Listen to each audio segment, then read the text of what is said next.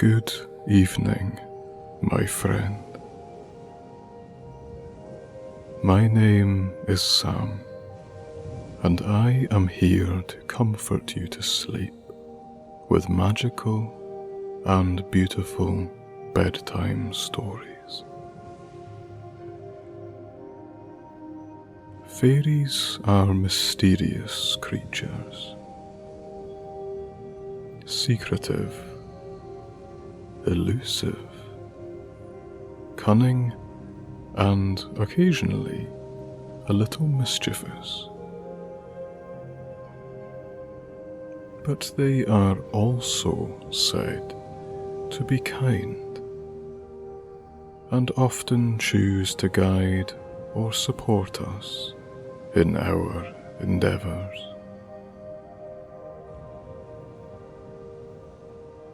Scotland's ancient landscape has been home to fairies for thousands of years. They shelter in our woodlands, make dens in our castles, hide in our treetops. They burrow underground, and they make themselves at home in our flower beds, gardens, and orchards. Tonight, come along with me for a journey into the world of Scotland's fairies, where we will hear tales inspired by folklore and myth.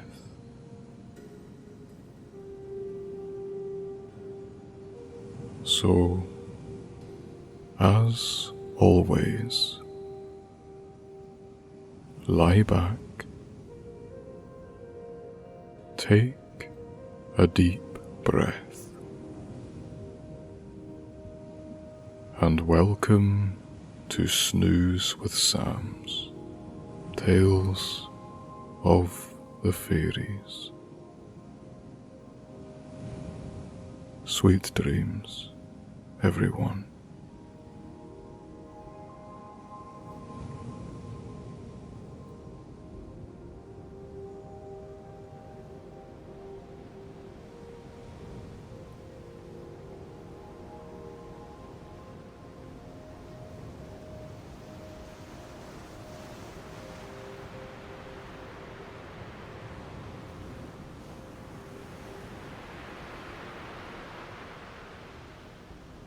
The rolling waves,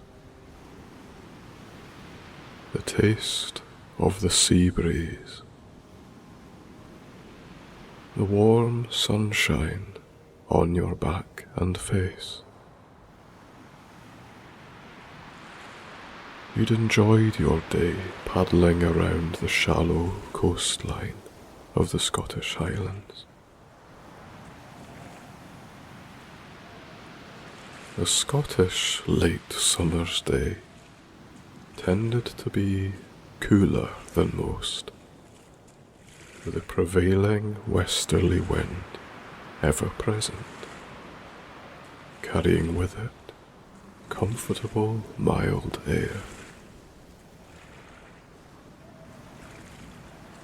With this breeze often came tumbling, rain-laden clouds which, surprisingly, seldom burst.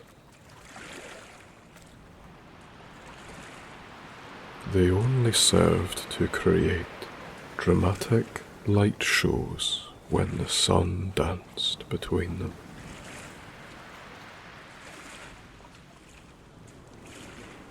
Around the little islands you'd rove, occasionally dropping your wee anchor to fish, stare down into the beautiful shallow waters,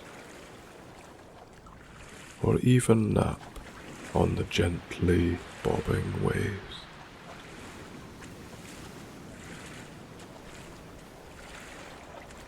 With your feet up on the bow, you could watch the clouds roll on by.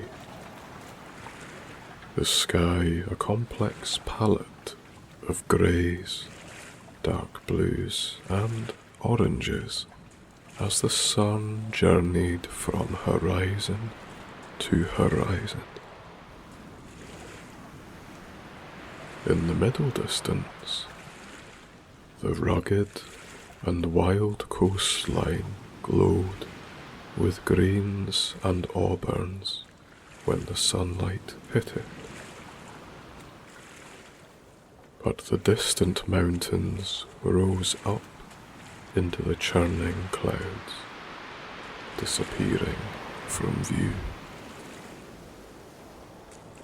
Now, however, with oars in hand, you notice the surface of the water getting choppier as the sunset winds wind up. It is time to head for shelter. But where to? With every passing minute, sharper gusts swirl up salty spray as the tips of the waves are broken off and carried. The spray hits your face, which you actually enjoy. The taste of the sea reminds you of just how wild this place really is.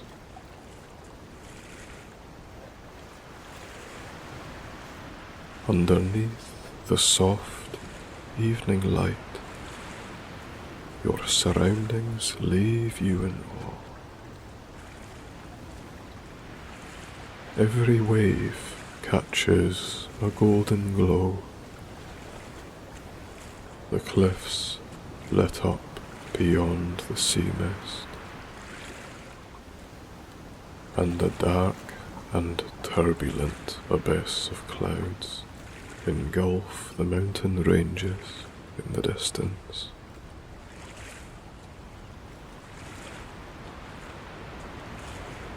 There is a smell on the air, one of warm and cold air mixing together.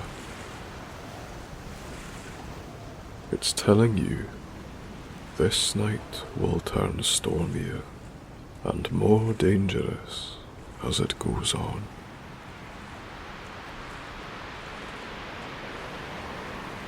Casting your eyes around, searching for any or the nearest shelter,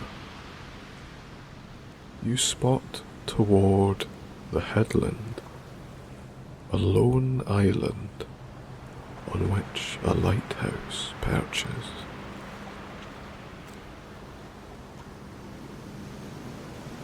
You look toward the sun, which sits not too high over the horizon. The light is fading, and fading quickly.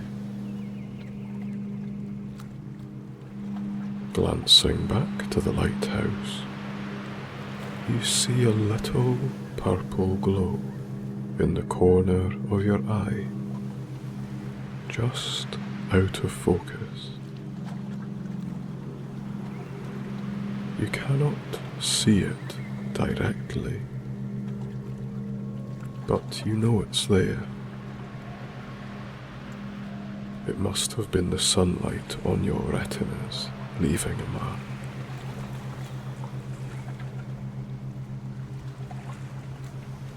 Feeling as though you have little choice, you grasp your right oar and heave the little wooden boat in its direction. You have to aim and travel diagonally, fighting the ever-increasing strength of the wind coming in from the open ocean. Though the wind actually does as much to help you, only trying to blow you a little sideways, though carrying you toward the island still. Soon, you near the steep and jagged coastline of this island. Squinting up through saltwater-stung eyes, you see the lighthouse clearly for the first time. It's a lovely whitewashed lantern room, with its lamp spinning freely upon the top.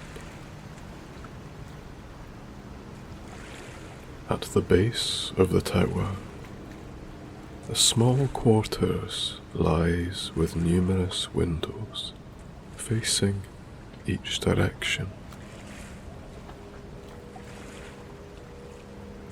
Then there is a wee iron gate and a cobbled path which leads through short, swept grass, kept as such by the strong winds.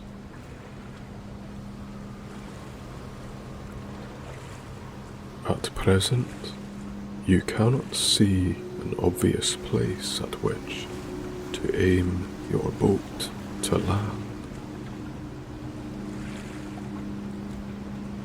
Again, a subtle, colourful glow in your periphery,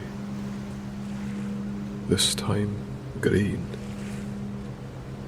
pulls your gaze a little further down the coast. You see it faintly through the sea spray and waves.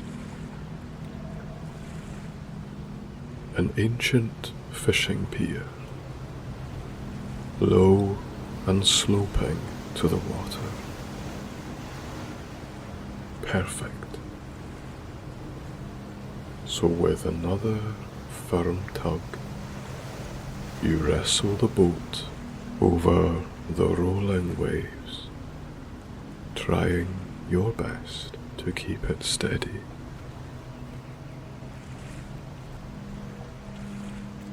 By some miracle, on your approach, the wind seems to calm momentarily, just long enough to make a pass for the pier.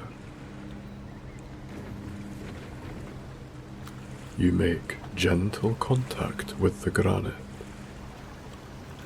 scramble to reach the painter rope in the bow, and reach for a nearby iron tie ring sunk into the stone.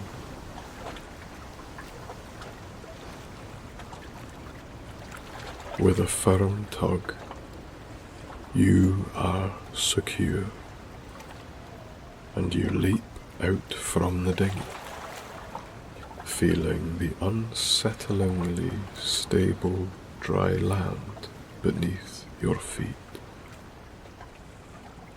Strange after a day out on the water.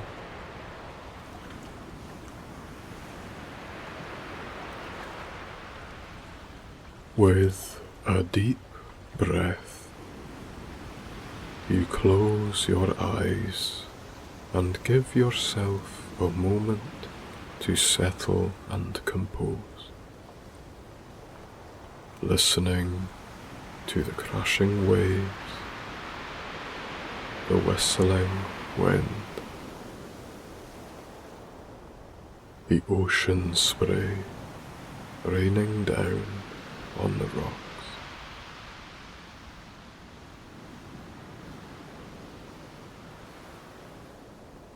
These sensations alone are enough to lull you into a peaceful place,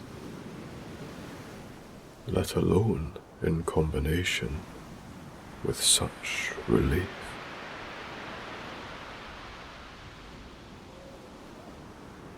Turning on your heel, you stare up to the lighthouse above. It looks so very inviting, but also rather large. You hope it is comfortable and cozy inside, more so than its imposing size might suggest.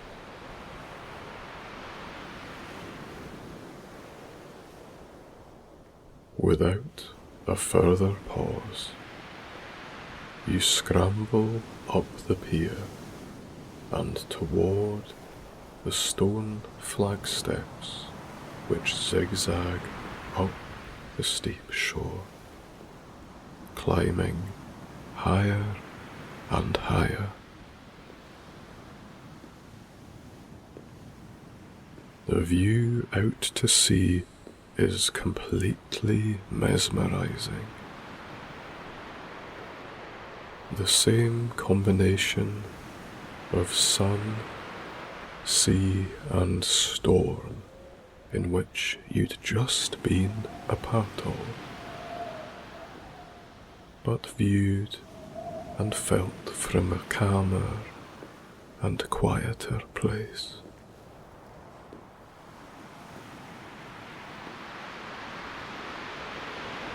Before long, you are carrying yourself up the cobbled path,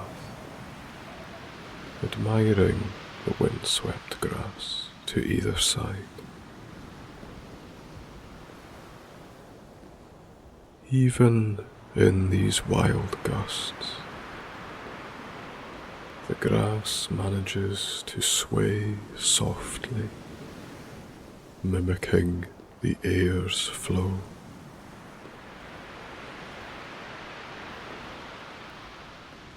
Clutching your jacket around your waist to keep out the cold,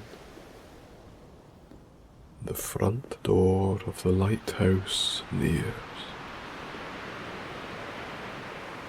and the dimly lit lanterns hanging from either side of the porch welcome and warm you at the sight of them.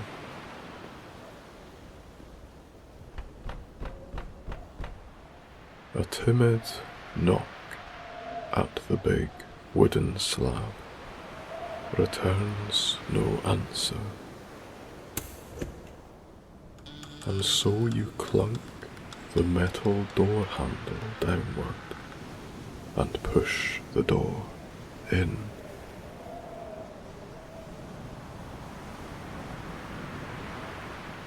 Without much hesitation, you enter and push it back shut with a heavy thud. And then all is silent.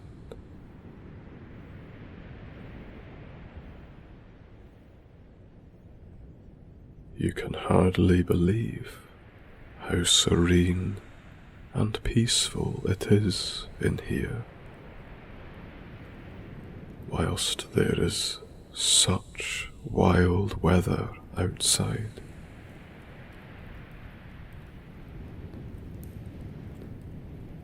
A few further steps into the house reveal a small and modest room, fitted with a petite kitchen, living room and bathroom.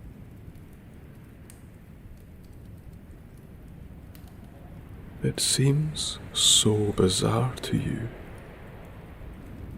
that from the outside You'd have sworn the interior of this place would be 10 times bigger than the interior is in reality. It borders on unbelievable, but given your circumstances, you are very happy it is as snug as it is. It's just what you wished for.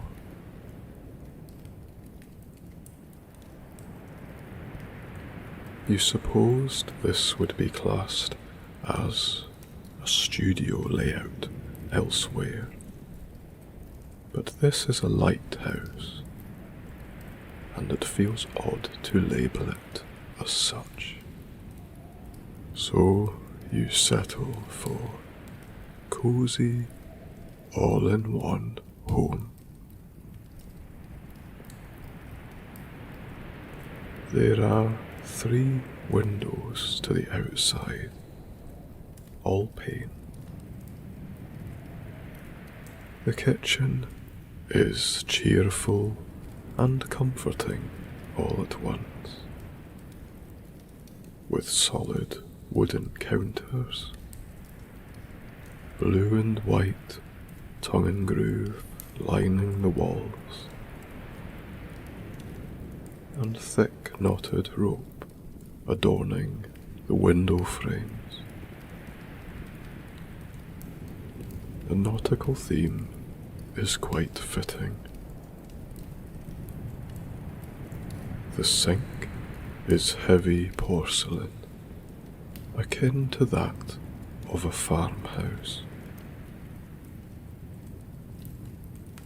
In the corner, a deep and plush sofa hides in the darkness, and beside it there is a coffee table on which a dim Edison bulb lamp hums and glows softly.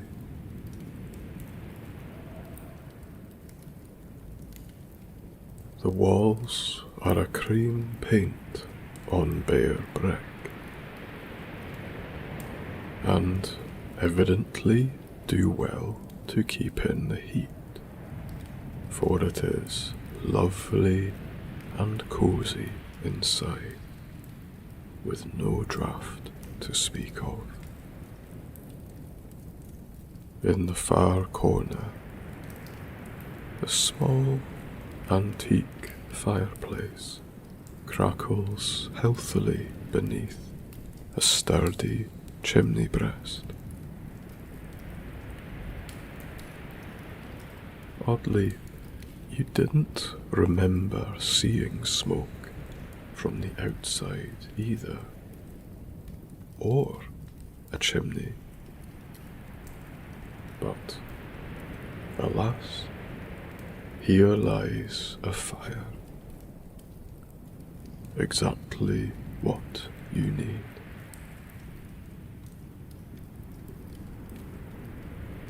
Removing your wet, sea-soaked clothes and boots, you lay them next to the fire, warming your hands in the process.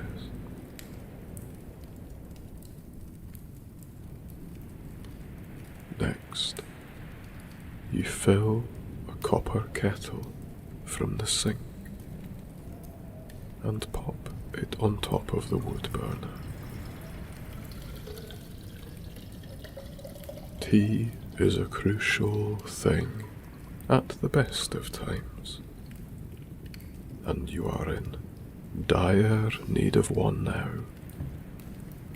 and thankfully, in a small pot beside the kettle is one of your favourite teas of all.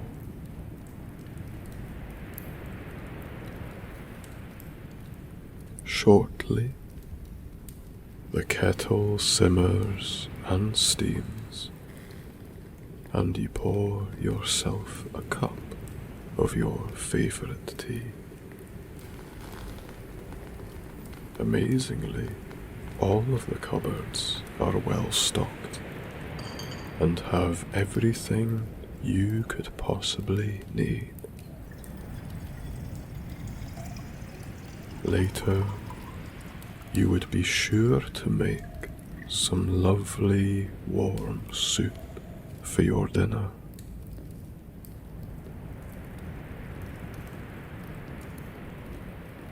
You settle into the sofa, clutching your mug, feeling the warmth from the fire slowly work its way into your body.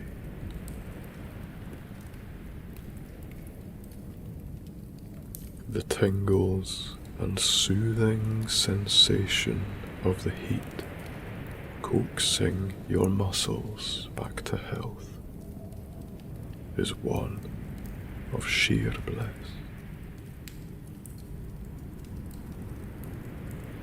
Should you shut your eyes,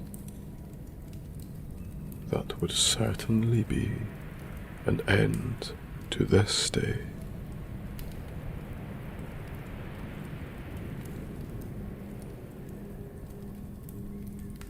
Again, though, before you could, yet another colourful glow finds its way into your sight, this time in the last corner of the room.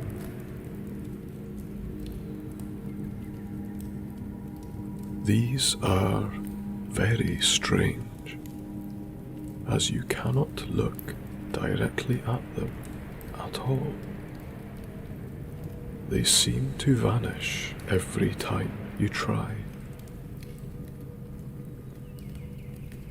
This gentle pink radiance floated somewhere in the shadows near a bookshelf. With your mug in hand, you shuffle over to where you see it and begin to browse a few of the books on the shelf.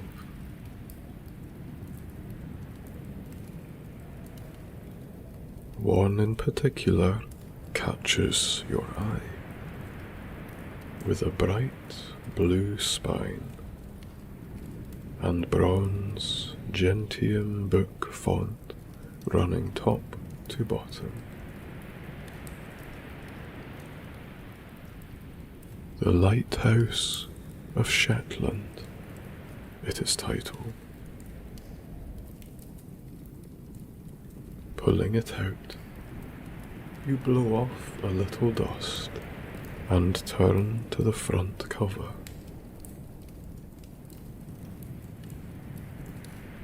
The painted picture shows a lighthouse similar in appearance to the one which you are in,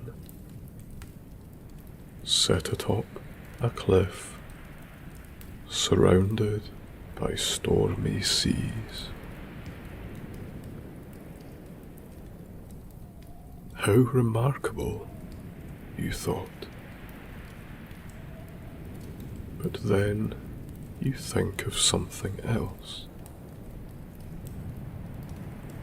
The lantern tower itself.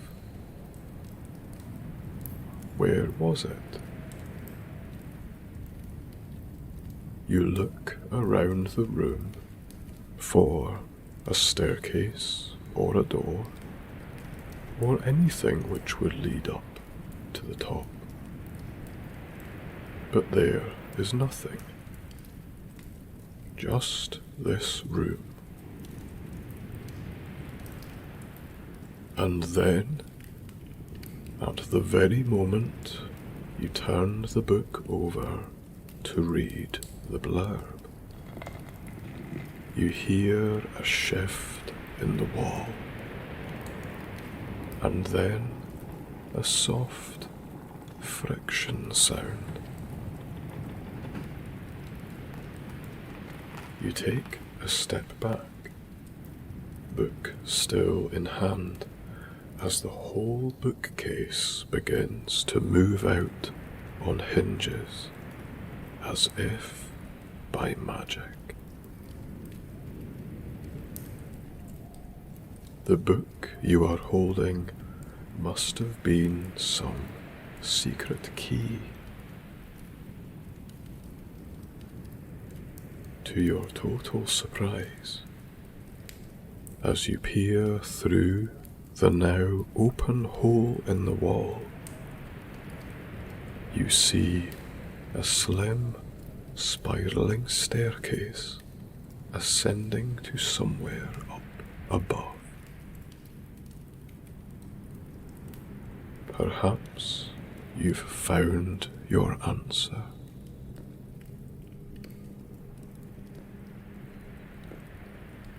When you enter, you peer up. All is dark and a little eerie. That is, aside from more soft and colourful glowing somewhere up above, guiding and coaxing you on. This comforts you deeply, for it would be pitch black without it. This lighthouse is starting to feel somewhat magical, or even enchanted.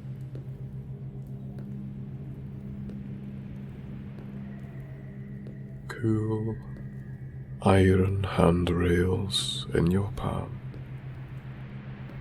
You step up and up, winding constantly back on yourself in a tight corkscrew. Eventually, you reach another door,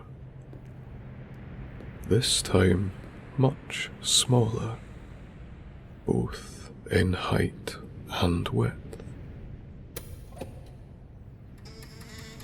Without knocking, you push the door open, revealing another small set of steps.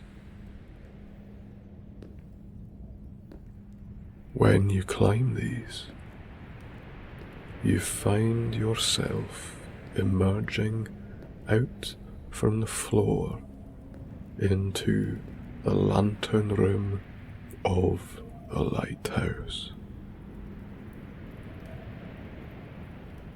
But this is like no other room which you've ever been in.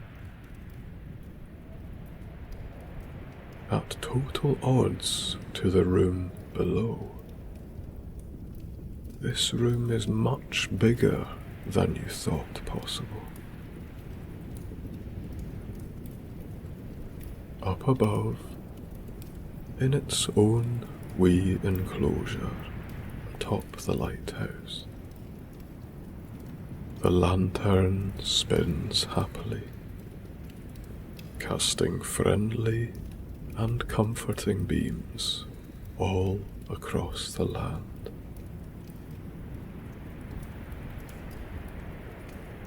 Around you, an expansive bedroom sprawls, filled with beautiful antique furniture which smells wonderful.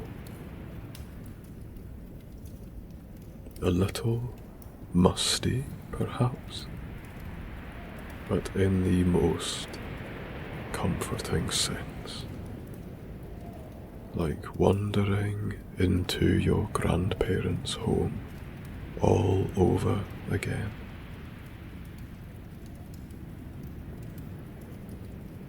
Front and centre is a huge queen-size bed, upon which sumptuously soft cushions and throws are laid.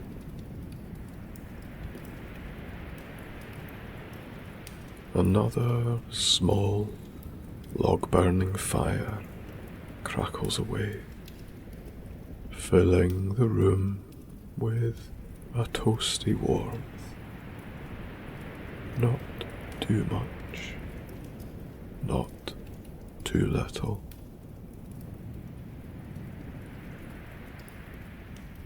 Above your head, glass windows give way to a night sky which slowly reveals itself between the thunderous dark clouds.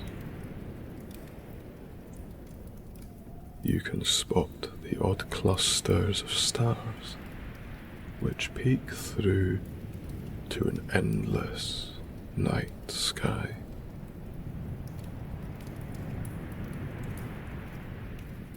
Around the entire room, you have a 360-degree panoramic view of the cliffs, mountains, and enormous waves crashing against the land.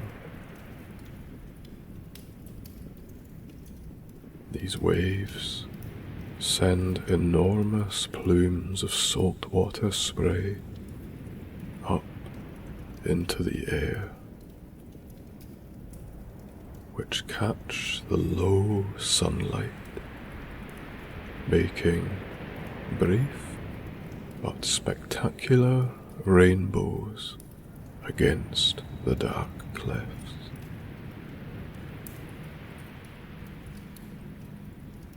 From inside, this ferocity is merely a serene whisper, one which makes you feel more and more sleepy as time passes.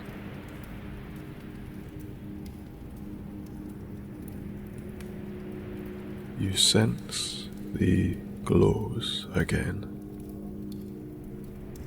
this time over by the mirrored dresser. They are moving, and this time you see them nearby a small record player, and appear to lift the arm onto the record which lies ready.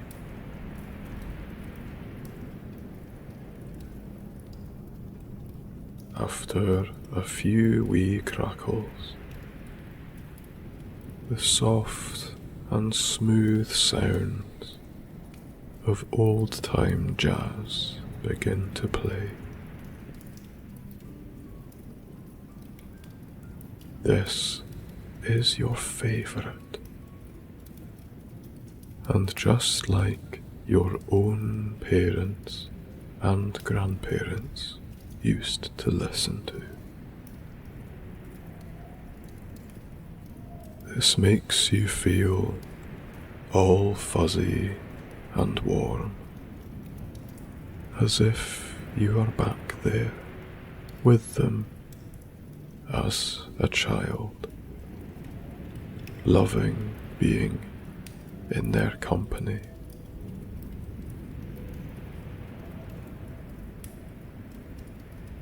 The faint melodic tunes urge you to slide into the bed as you take in these stunning views of the rolling waves and the sounds of them crashing against the island below.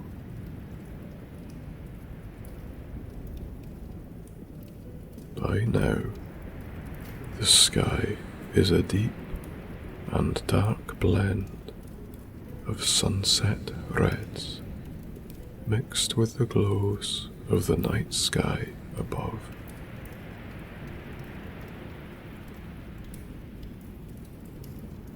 You are feeling incredibly happy, content, and sleepy now. And as if by magic, as soon as you lay your head on the wonderfully soft and cool pillow, you sense the little glowing things lift and bring an extra blanket across from the dresser and lay it over your body. That's better. Now you are just right. You thank the little glowing things for making you even more comfortable and for helping you to safety from the rough seas. They showed you the way, guided you toward the jetty, led you into the house and up the stairs to total peace and comfort.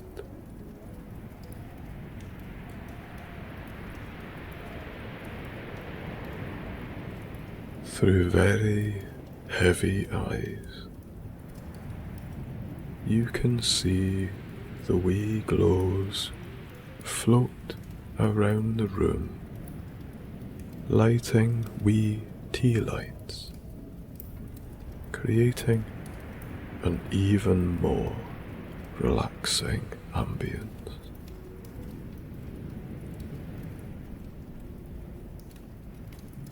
You listen to the soothing music,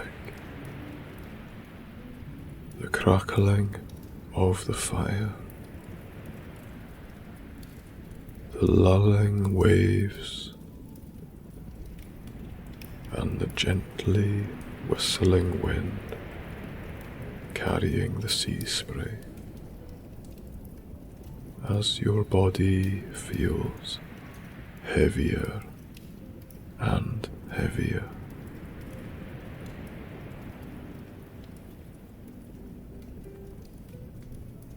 You are not sure when you fell asleep or when your eyes finally shut.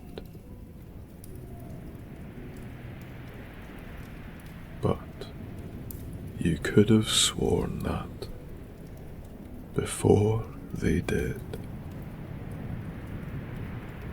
you saw the soft glows of 3 wee fairies curled up on the bed with you in this enchanted lighthouse, all sound asleep.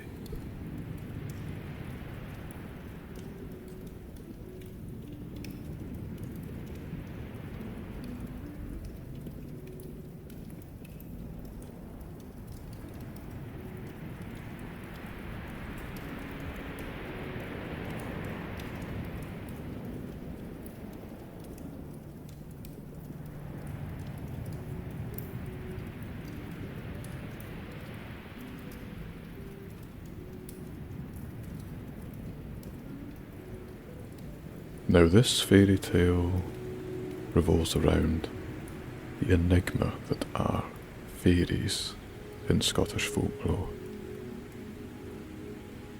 Are they good? Are they evil?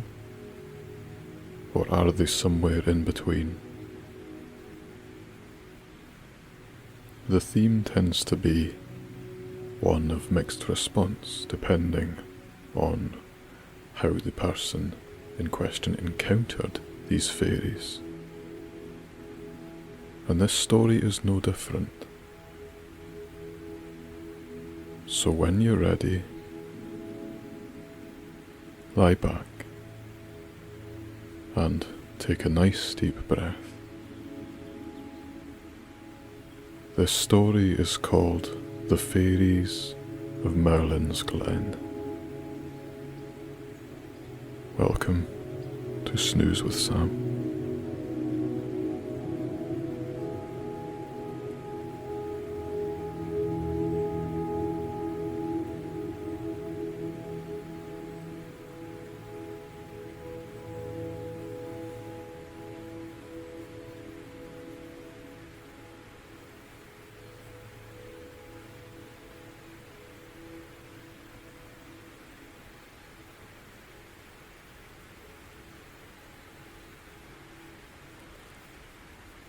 Around about 200 years ago, there was a poor man working as a labourer on a farm in Lanarkshire.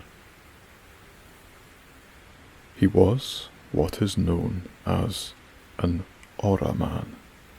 That is, he had no special work mapped out for him to do, but he was expected to undertake odd jobs of any kind that happened to turn up. One day, his master sent him out to cast peats on a piece of moorland that lay on a certain part of the farm.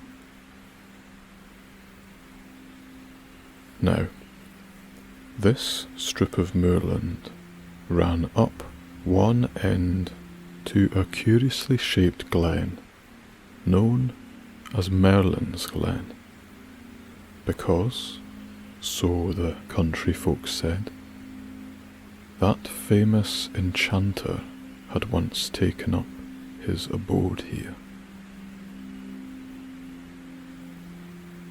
The man obeyed, and being a willing fellow, when he arrived at the moor, he set to work with all his might and main. He had lifted quite a quantity of peat from near the crag, when he was startled by the appearance of the very smallest woman that he had ever seen in his life.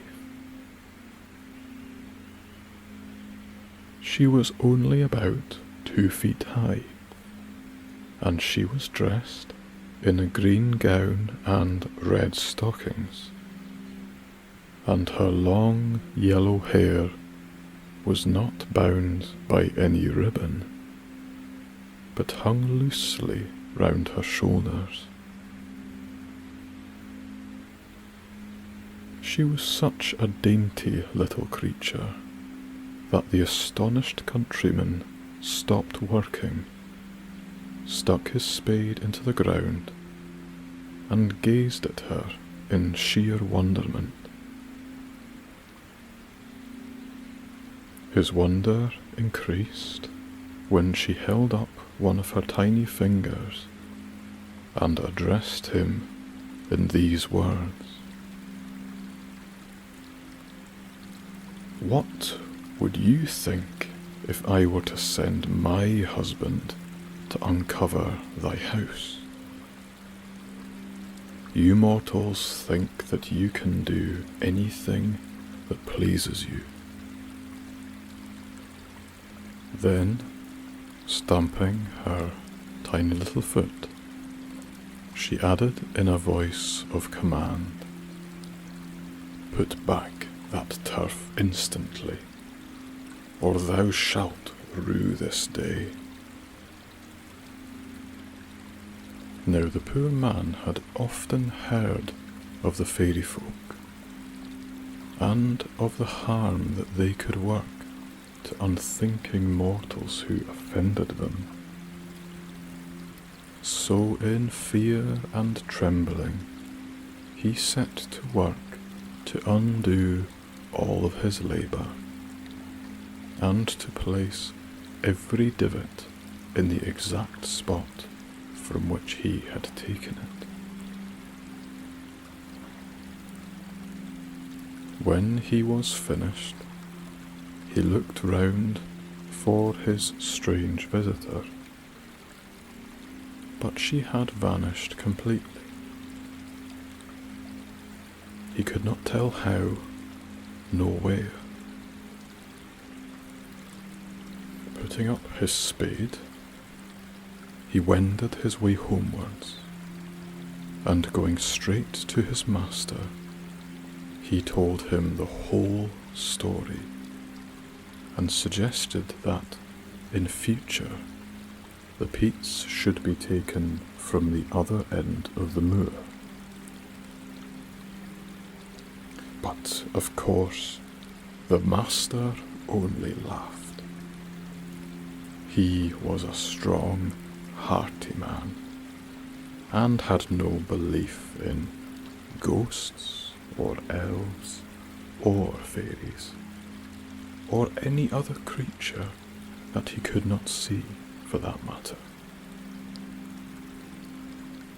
But although he laughed, he was vexed that his servant should believe in such things at all.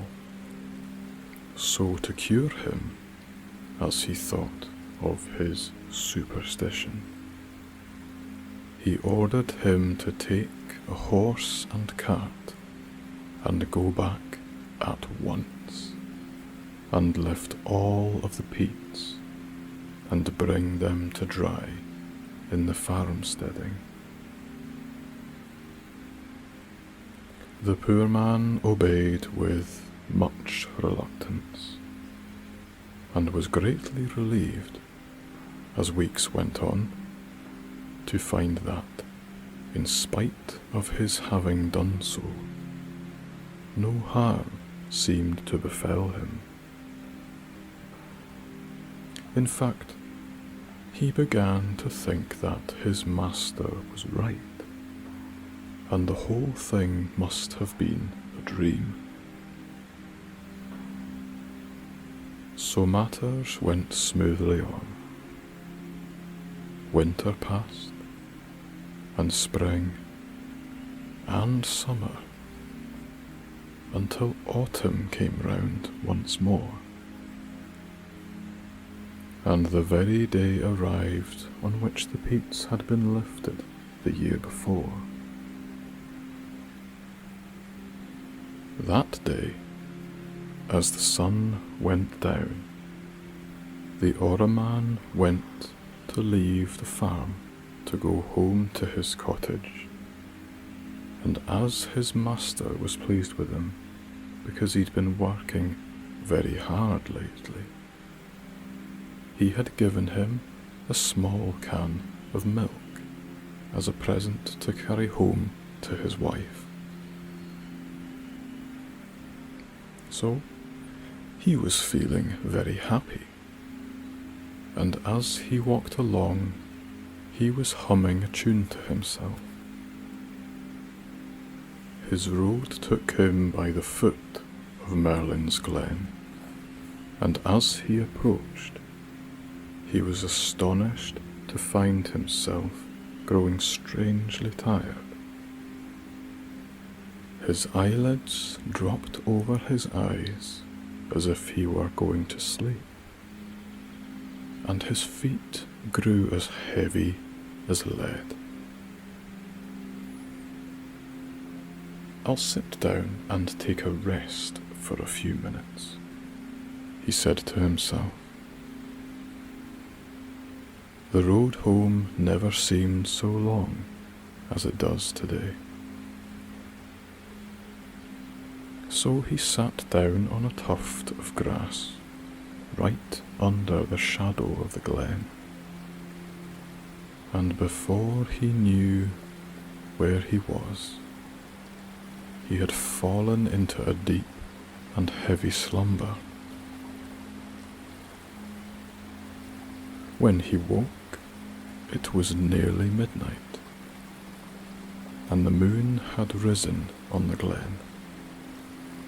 and he rubbed his eyes when, by its soft light, he became aware of a large band of fairies who were dancing round and round him, singing and laughing, pointing their tiny fingers and shaking their wee fists in his face.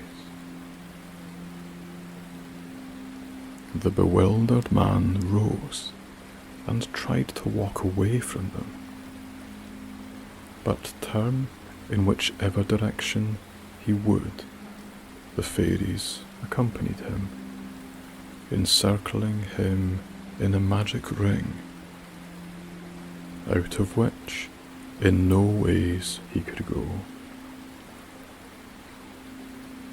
At last they stopped, and with shrieks of elfin laughter led the prettiest and daintiest of their companions up to him, and cried, "Tread a measure, tread a measure.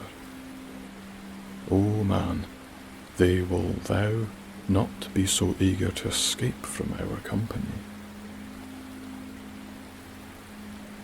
Now poor labourer was but a clumsy dancer, and he held back with a shamefaced air.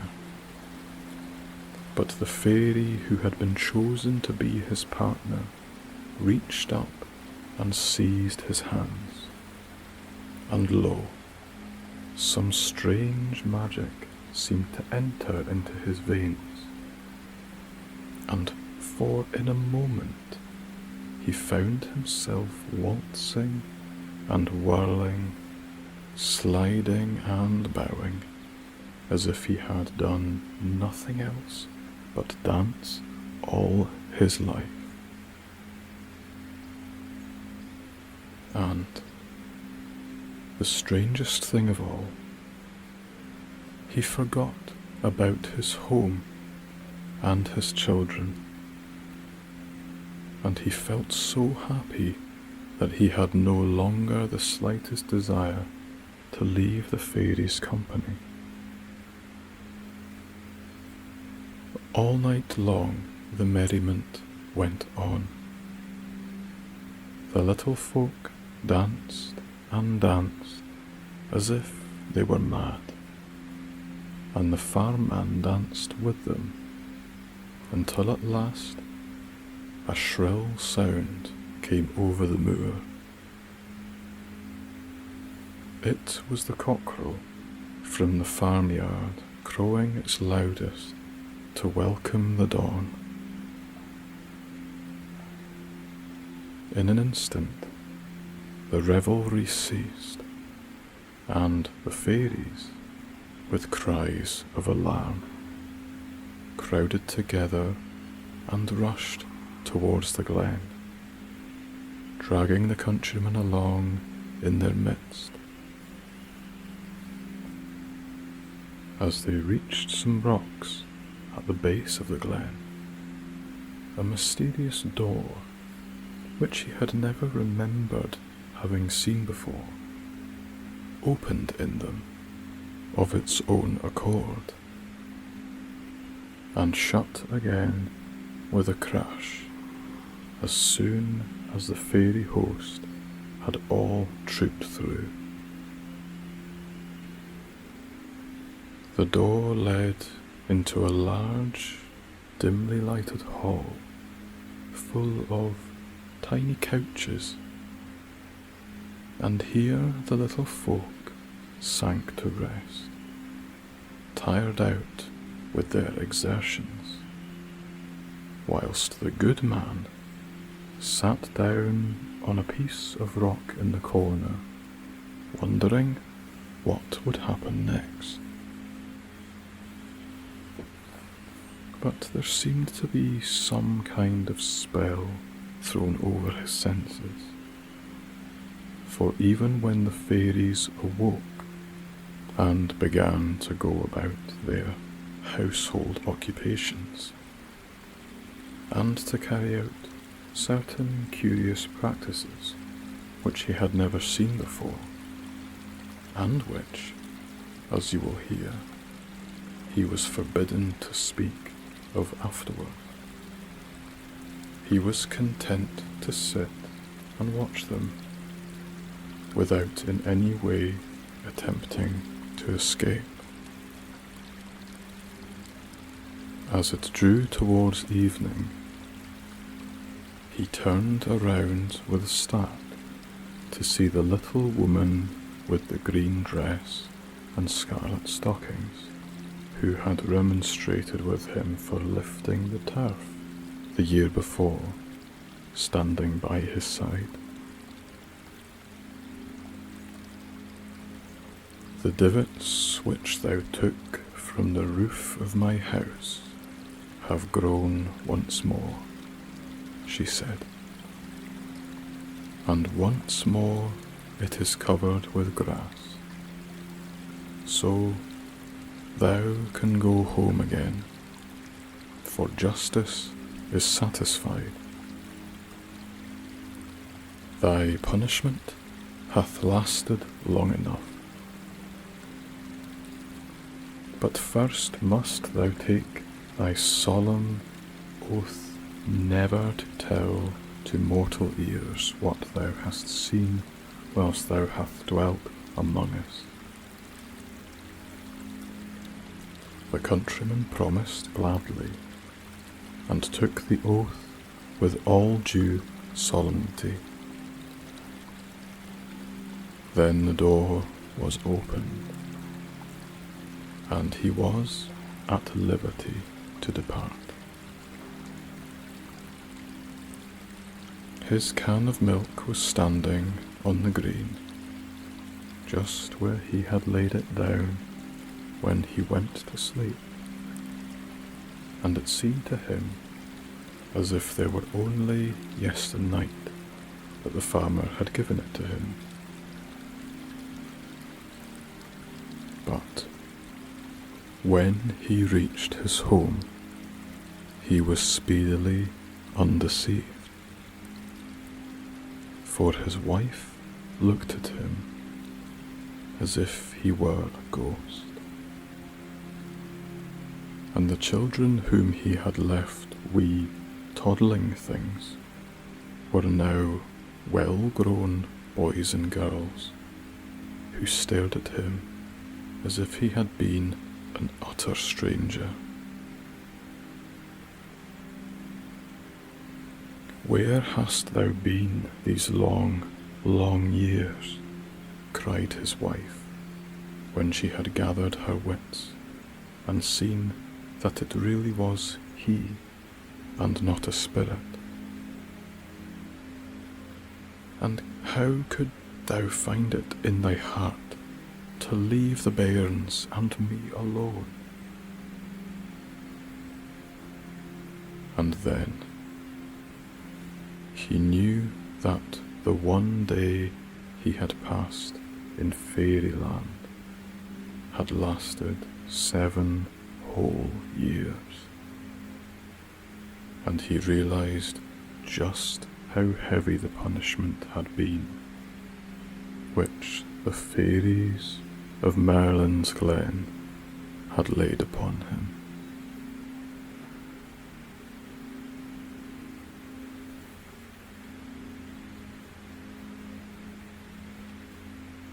For those of you who are still awake, don't worry, because I've got a little bonus story for you. It's not particularly long, but it's another nice one for you to get lost in. So relax where you are and don't worry if you're struggling. I'm sure this one will help a little further. It's called The Page Boy and the Silver Goblet.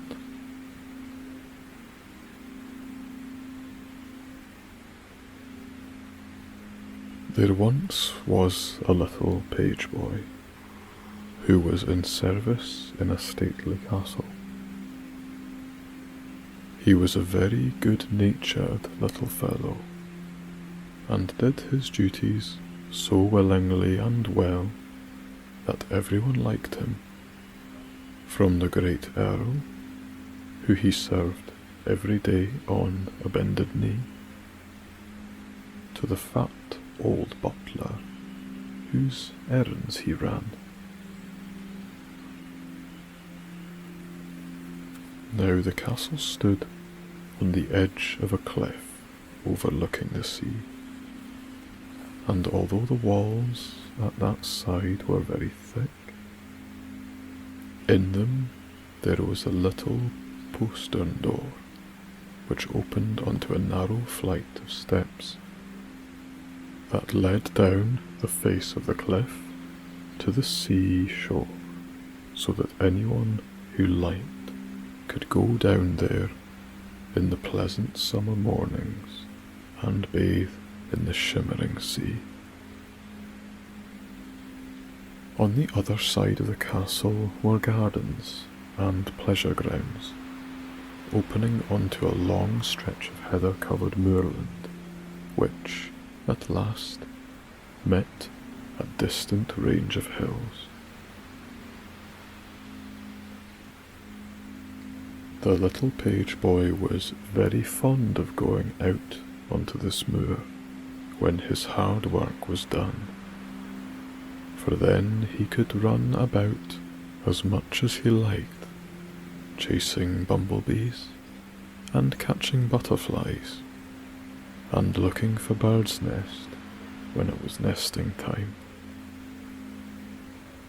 And the old butler was very pleased that he should do so, for he knew that it was good for a healthy little lad to have plenty of fun in the open air. But before the boy went out, the old man always gave him one warning. Now, mind my words, laddie, and keep far away from the fairy knowe, for the little folk are not to trust to. This knowe of which he spoke was a little green hillock which stood on the moor not 20 yards from the garden gate, and folk said that it was the abode of fairies, who would punish any rash mortal who came too near to them.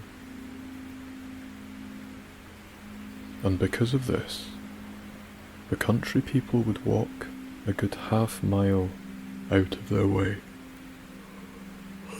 Excuse me. Even in broad daylight, rather than run the risk of going too near the fairy knowe and bringing down the little folk's displeasure upon them. And at night they would hardly cross the moor at all, for everyone knows that fairies come abroad in the darkness, and the door of their dwelling stands open, so that any luckless mortal who does not take care may find himself inside. Now, the little page boy was an adventurous wight, and instead of being frightened of the fairies, he was very anxious to see them and to visit their abode, just to find out what it was like. So one night, when everyone else was asleep, he crept out of the castle by the little postern door and stole down the stone steps and along the seashores and up onto the moor and went straight to the fairy knowe. To his delight, he found that what everyone said was true, The top of the knoll was tipped up, and from the opening that was thus made, rays of light came streaming out. His heart was beating fast with excitement, but gathering his courage, he stooped down and slipped inside the knoll. He found himself in a large room lit by numberless tiny candles, and there, seated round a polished table, they were scores of the tiny folk, fairies and elves and gnomes, dressed in green and yellow and pink and blue and lilac and scarlet, in all the colours, in fact, that you can think of. He stood in a dark corner, watching the busy scene in wonder, thinking how strange it was that there should be such a number of these tiny beings living their own lives, all unknown to men, at such a little distance from them, when suddenly someone, he could not tell who it was, gave an order. "Fetch the cup," cried the owner of the unknown voice, and instantly two little fairy pages, dressed all in scarlet livery, darted from the table to a tiny cupboard in the rock. They returned, staggering under the weight of a most beautiful silver cup, richly embossed and lined inside with gold. He placed it in the middle of the table, and, amid clappings of hands and shouts of joy, all the fairies began to drink out of it in turn, and the page could see from where he stood that no one poured wine into it, and yet it was always full, and that the wine that was in it was not always the same kind, but that each fairy, when he grasped its stem, wished it for the wine he loved best. And lo, in a moment the cup was full of it. "'Twould be a fine thing if I could take that cup home with me," thought the page. "No one will believe I have been here, except I have something to show for it." So he bided his time and watched. Presently the fairies noticed him, and, instead of being angry at his boldness in entering their abode, as he expected that they would be, they seemed very pleased to see him, and invited him to a seat at the table. But by and by they grew rude and insolent, and jeered at him for being content to serve mere mortals, telling him that they saw everything that went on at the castle, and making fun of the old butler, whom the page loved with all his heart.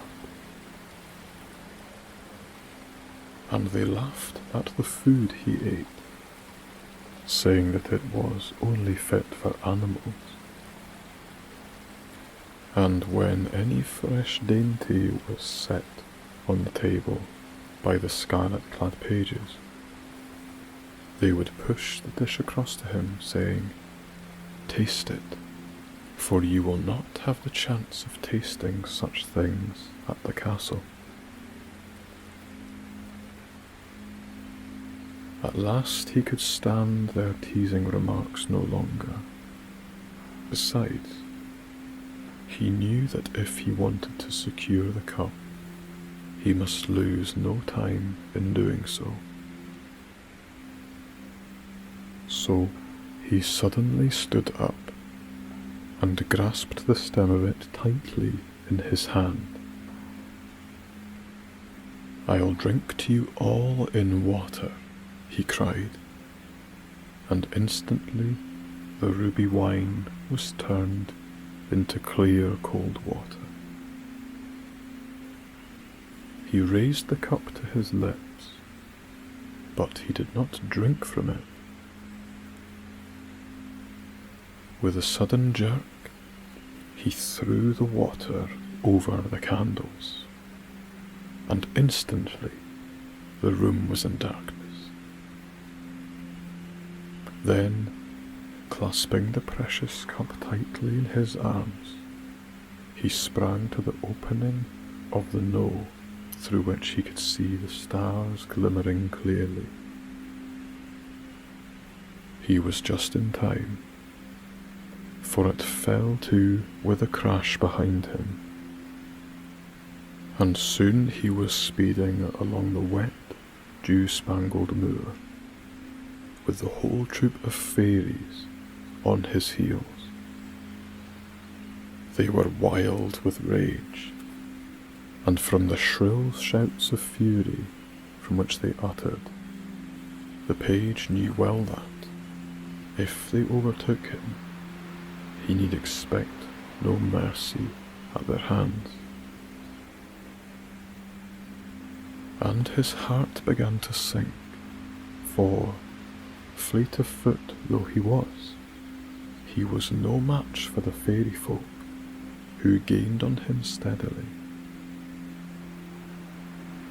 All seemed lost, when a mysterious voice sounded out of the darkness.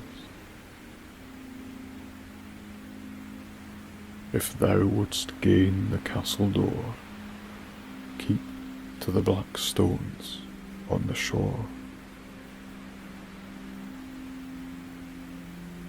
It was the voice of some poor mortal, who for some reason or another had been taken prisoner by the fairies, who were really very malicious little folk, and who did not want a like fate to befall the adventurous page boy. But the little fellows did not know this. He had once heard that if anyone walked on the wet sands, where the waves had come over them, the fairies could not touch him, and this mysterious sentence brought the saying into his mind. So he turned and dashed, panting down to the shore. His feet sank in the dry sand. His breath came in little gasps, and he felt as if he must give up the struggle. But he persevered, and at last, just as the foremost fairies were about to lay hands on him, he jumped across the watermark onto the firm, wet sand, from which the waves had just receded, and then he knew he was safe. For the little folk could go no step further, but stood on the dry sand uttering cries of rage and disappointment, while the triumphant page boy ran safely along the shore, his precious cup in his arms, and climbed lightly up the steps in the rock and disappeared through the postern. And for many years after, long after the little page boy had grown up and become a stately butler, who trained other little page boys to follow in his footsteps, the beautiful cup remained in the castle as a witness of his adventure.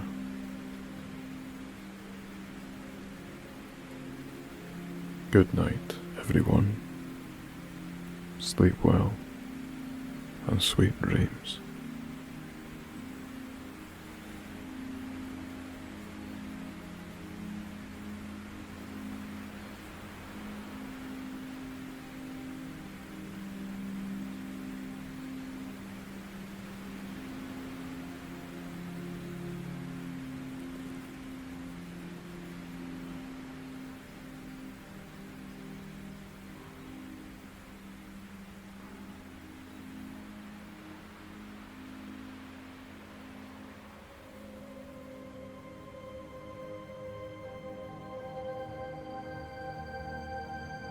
This story is called Fairies, Part 1.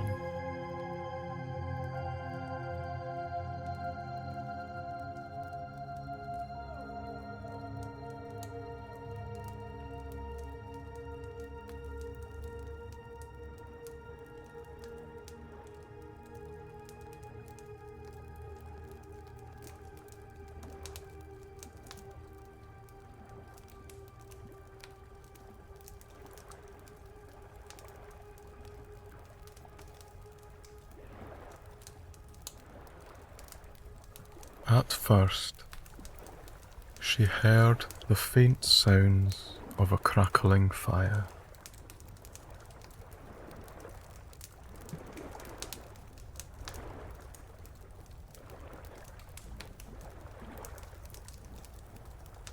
These crackles seemed distant, but got clearer over time.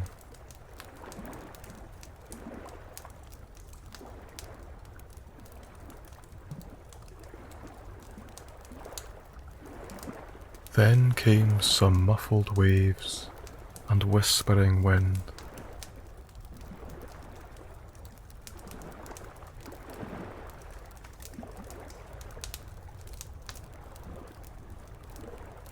Once she realized she was stirring from a deep sleep.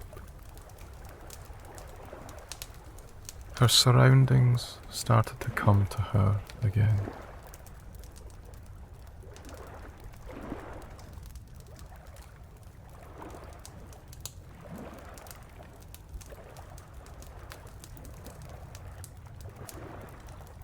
Slowly opening her eyes,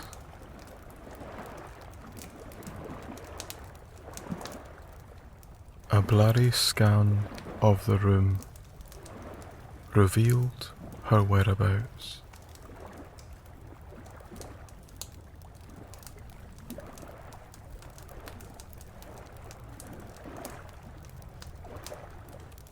The most magnificent bedroom,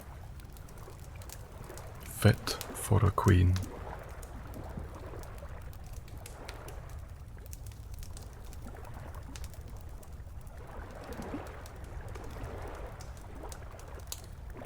Enormous four-poster bed,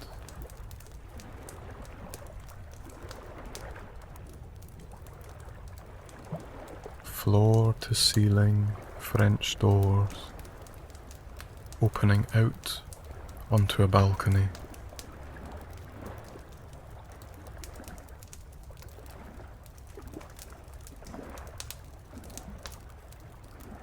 Purple and gold lace curtains falling to the floor.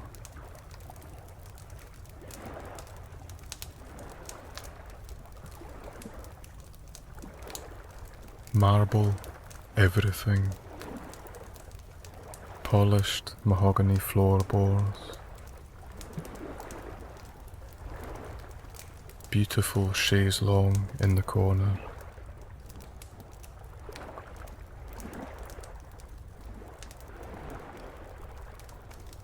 and a healthy, open fire in the other corner of the room.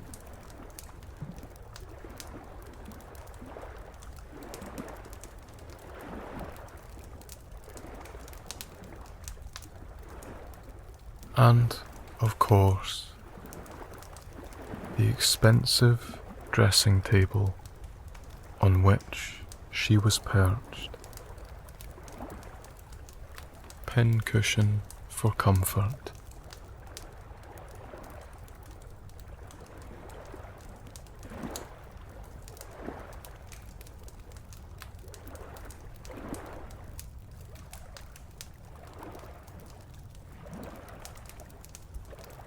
It was dawn, and the early morning chorus of birds was in full force over the airwaves.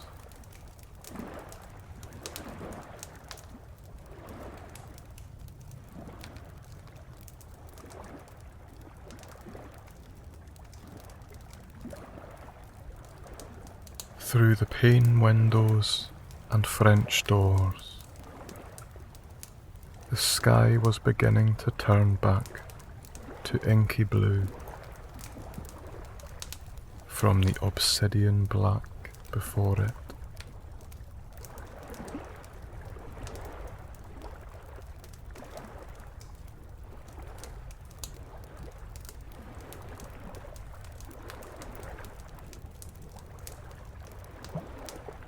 And then she noticed something.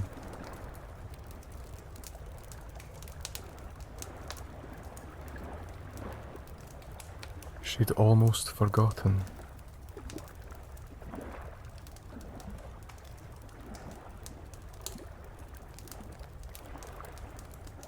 Beneath the covers of the bed lay a person, a human being.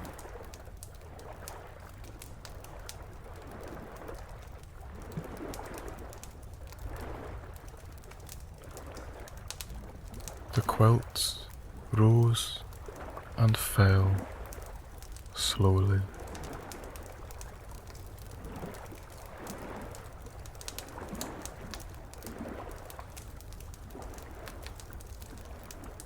They remained deeply asleep.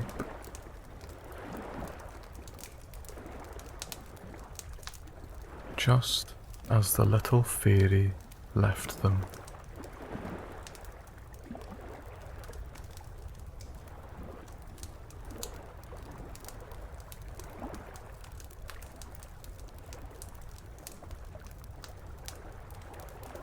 The evening before, she had guided them into and through the castle in which they slept.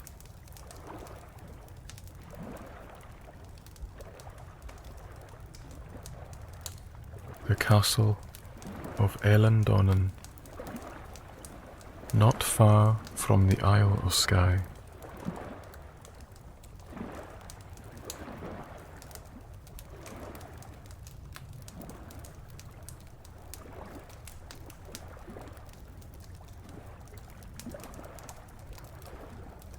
This person had seemed like they needed a place to stay.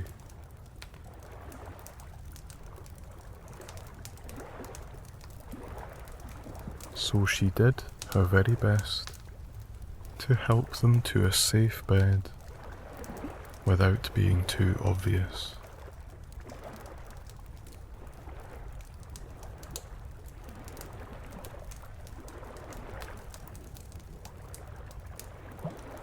But even the little fairy knew she couldn't completely hide herself.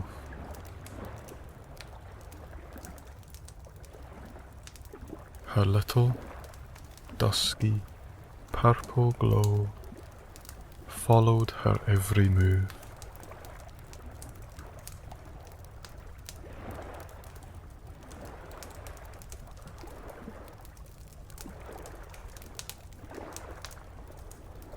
Then again, this was very useful to help guide the human, of course.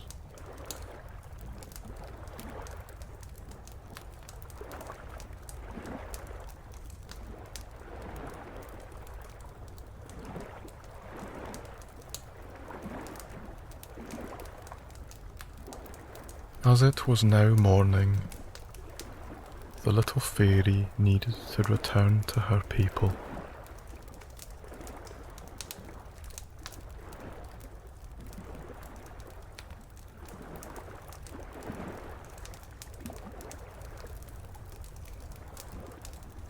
But they were a long way away, nestled in the fairy glen near the village of Uig on the island.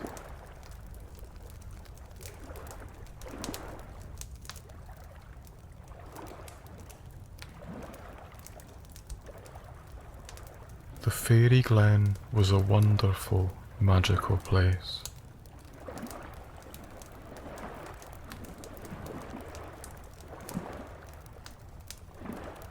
Great mounds of rock and grass rising high,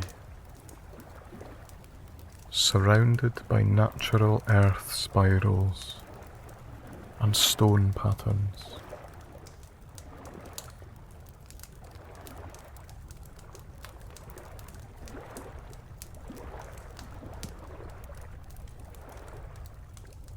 She would have to set off soon to get home before the end of the day.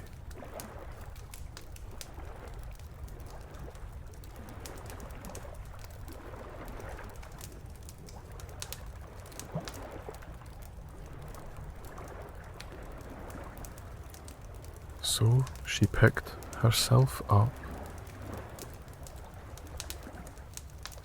brushed herself down,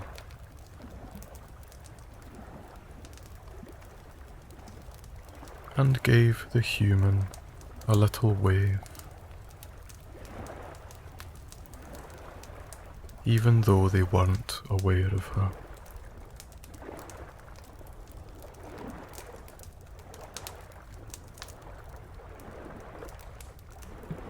She'd grown fond of the human in their brief meeting.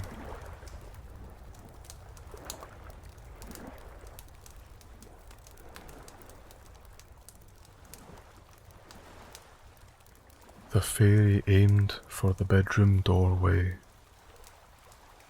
and took to the wing.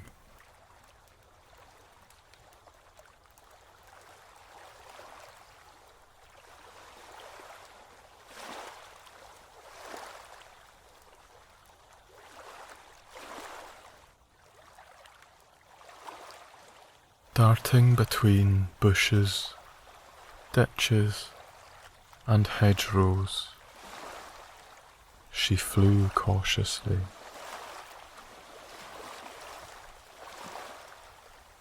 Following the coastline of mainland Scotland.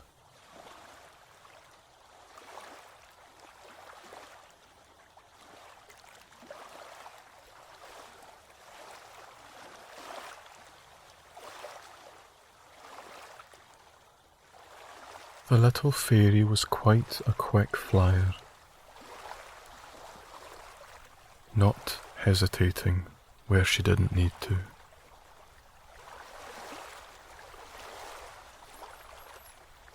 Making committed decisions to her route.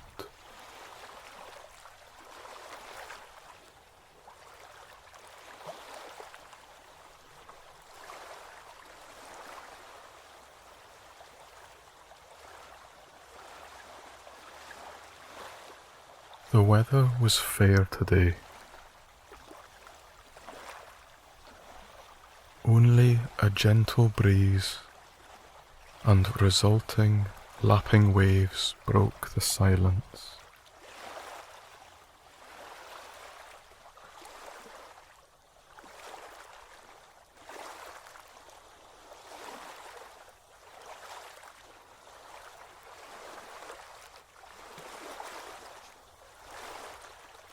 Every now and again, she found herself on the same flight path as birds and insects.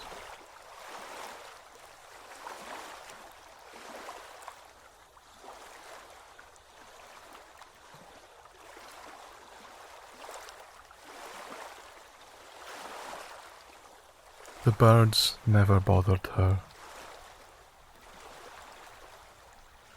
and she did not bother them.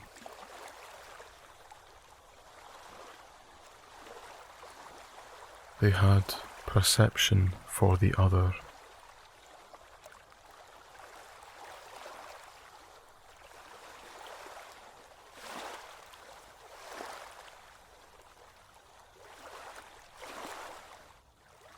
But it was always the bumblebees which seemed to find themselves in head-on races of chicken with her.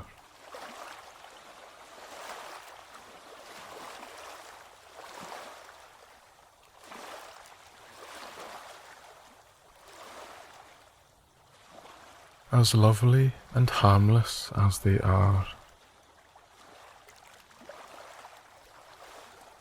they were clumsy and posted a rather fuzzy hazard.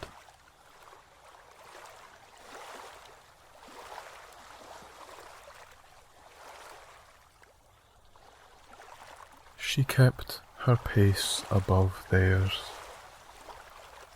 in order to keep a distance where possible.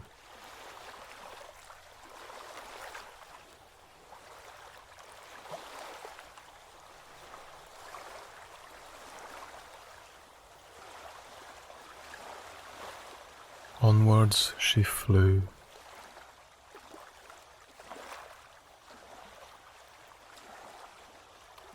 traversing the coastline,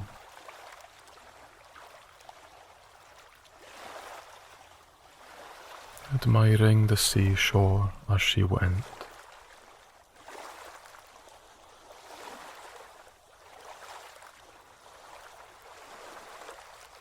Until she reached one of the most dangerous parts of her journey.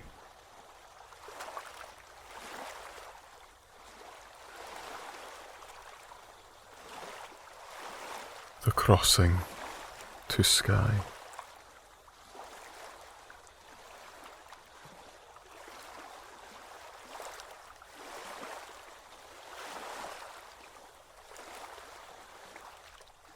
Here she had to brave the elements of the open water.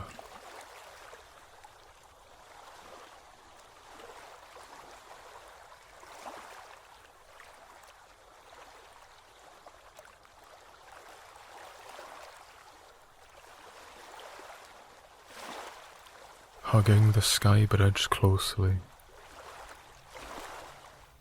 she took a deep breath and raced as fast as she could through the air to safety.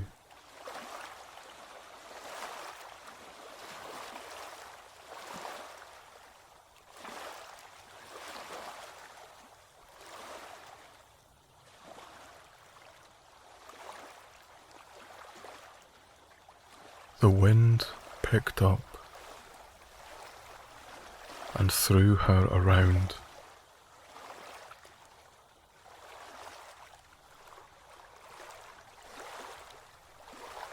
But she maintained course, set her sights on the shore, and powered her way across the famous crossing.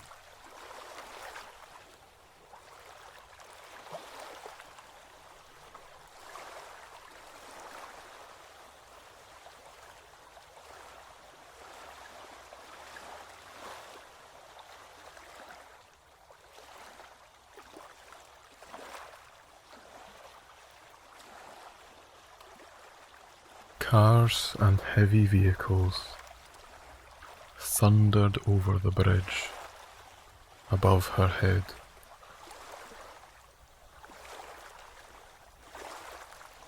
Causing the whole structure to thud and vibrate.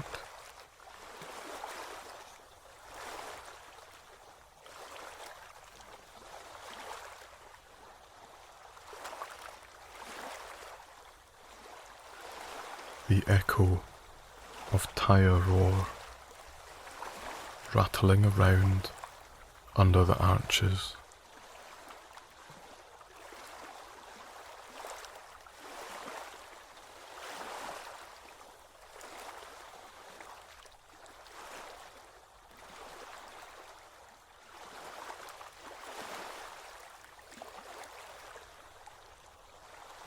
With one last beat of her delicate little wings, she made it, finding cover in the tall trees.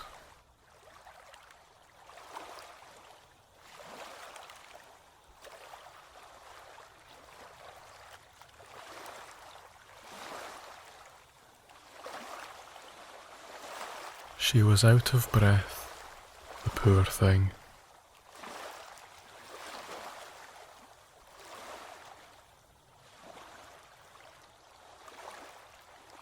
She'd already flown about half the distance to the fairy glen. But there was much more to do.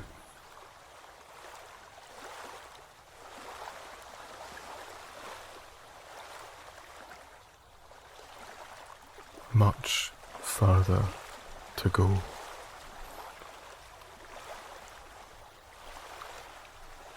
With the sun high in the sky,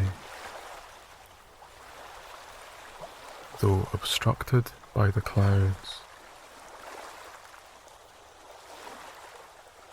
she was particularly visible, but she had to keep going.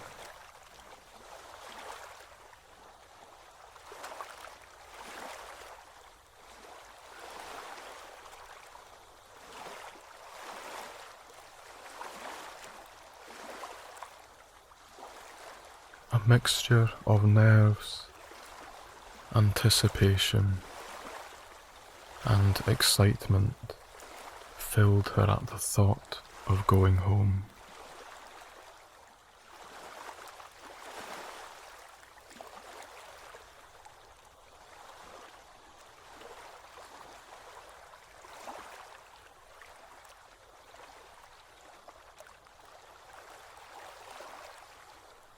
There was one thing on her mind, though.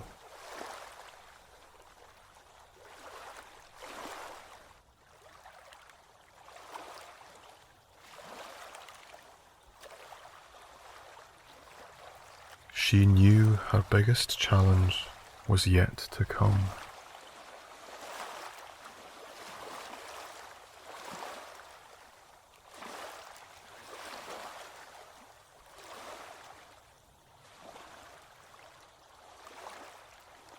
Between her and the fairy glen were the Coolin Mountains.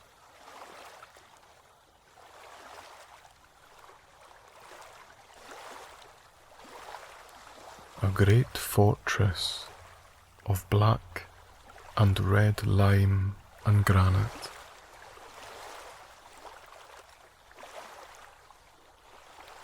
Rising steeply into the sky, thousands of feet in the air.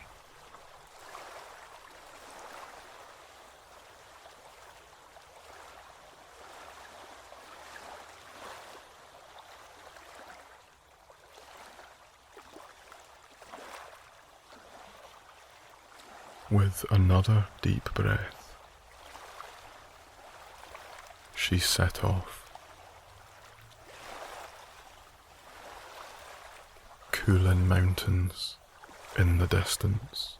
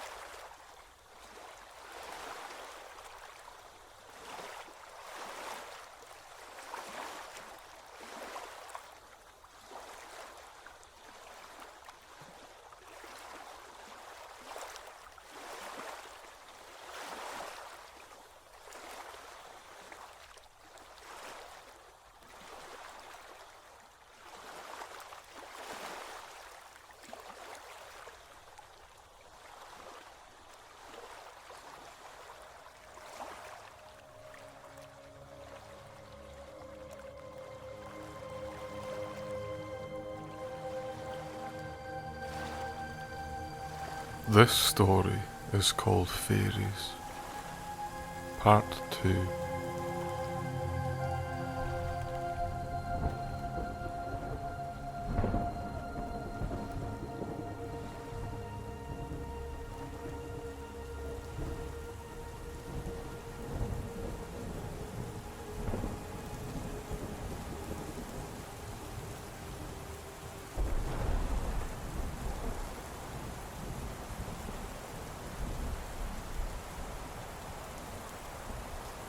How was it that one moment the weather could be fair and favourable,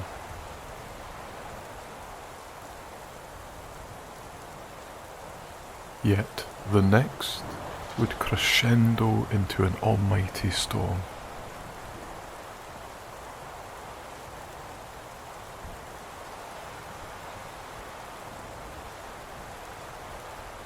This is what the wee fairy had encountered next.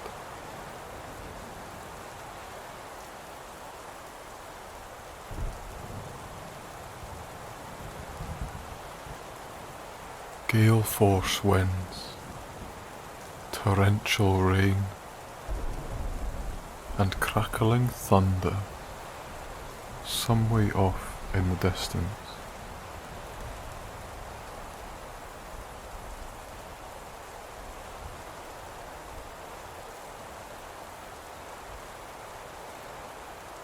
It had been 3 hours since she'd made the crossing to Skye.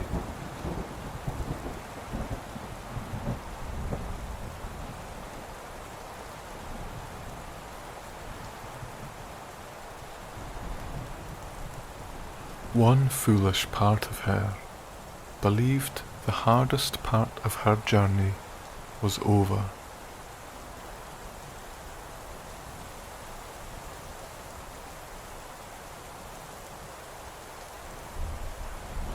But the counterside to her optimism was the harsh reality of this wild island.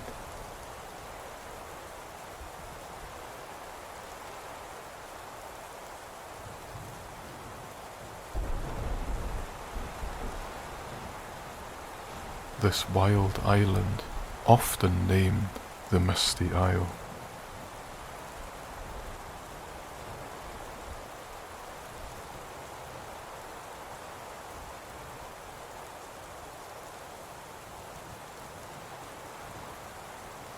Huddled under a large rhododendron bush, the little fairy waited for some of the worst rain to pass.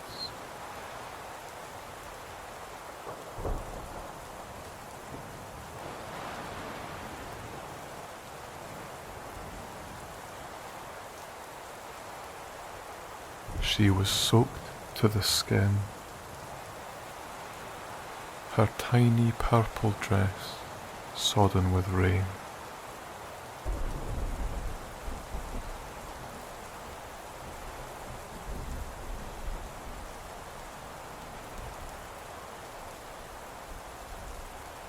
The vibrant pink and purple flowers gave her some camouflage.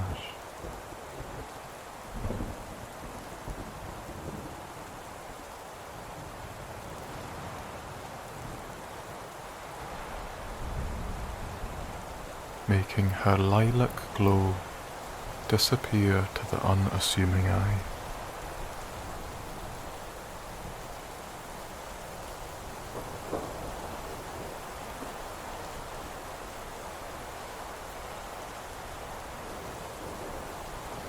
Each thunder boom racked her with nerves.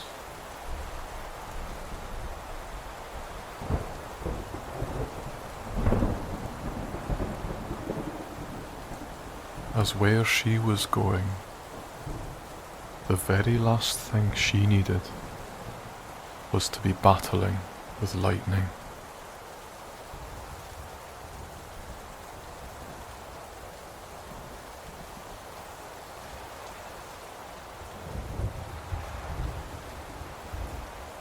From beneath a leaf, she peered out into the gloomy, glum afternoon dreich.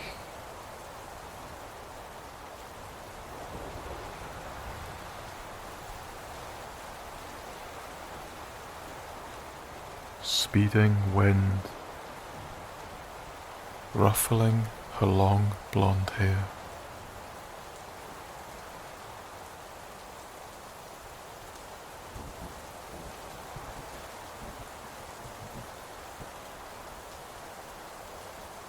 There was a break in the rain.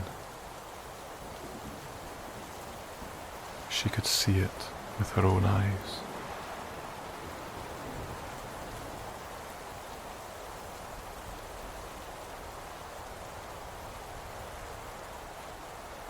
One huge black cloud passed overhead.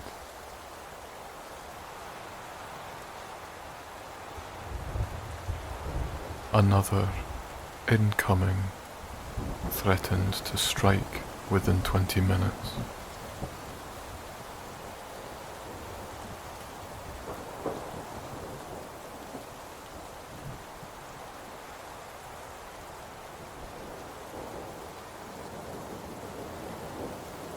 Glancing to her left, she regarded the might of the Coolin mountain range.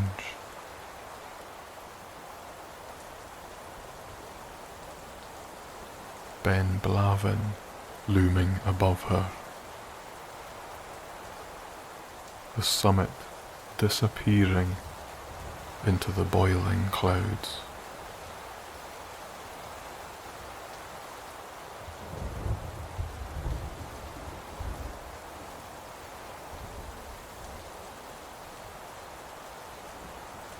Now was the time.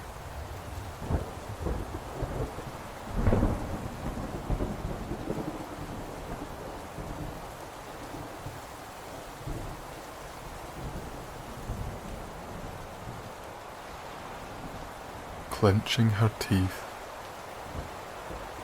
fire in her eyes, she left the shelter of the rhododendron bush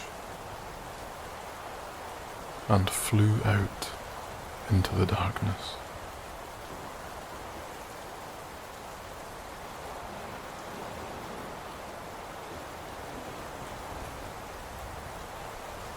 Just when she thought the wind and the rain had peaked in ferocity, it grew exponentially.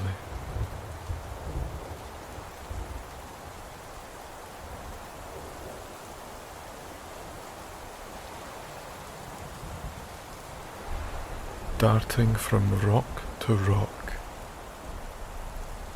on the 45-degree slopes, she was battered by the storm.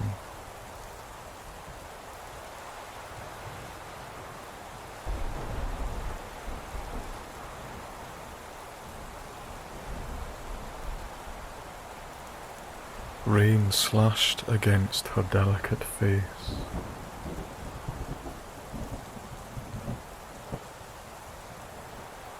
The wind tore at her little purple dress.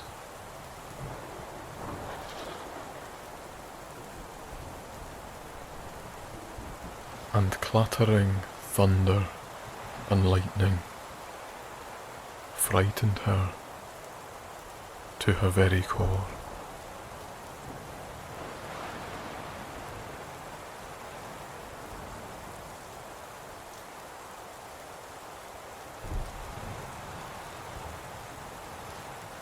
The whole lot was right above her head.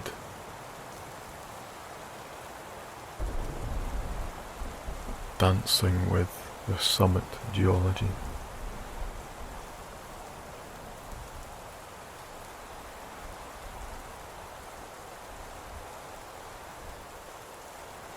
That was where she was going.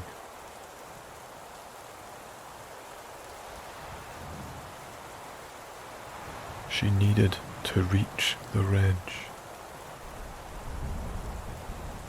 traversing every sequential black coulee until she was completely clear of the range.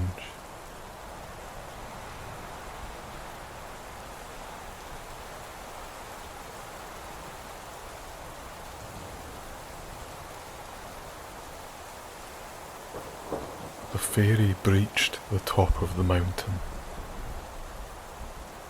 and sought brief shelter behind a cairn, composing herself a little. Thousands of feet in the air.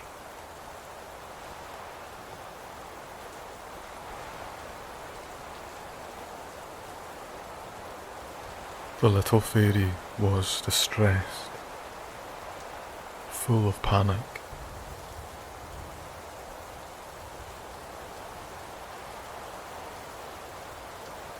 She'd not flown in such a storm before now.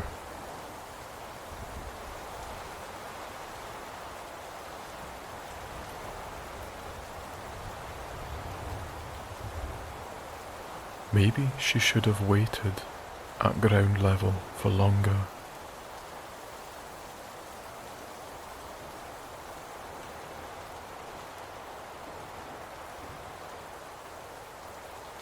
She was here now.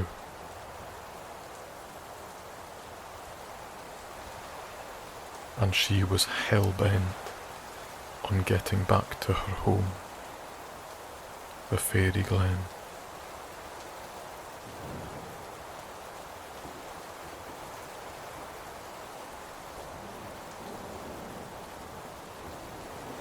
She pressed on.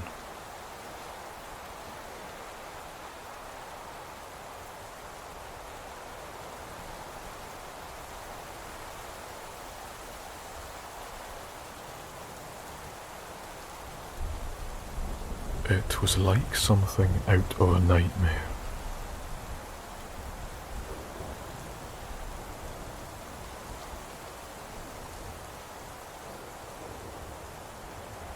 A lightless, alien landscape.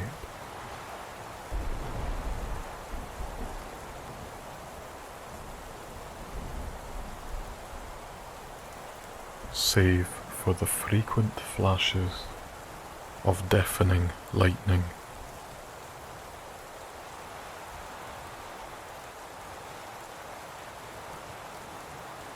Which illuminated the whole ridge like ghastly, gnarled teeth.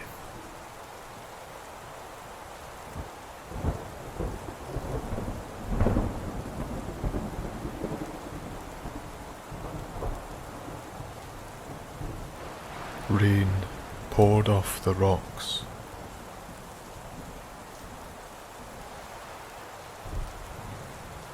Like river rapids running through a glen.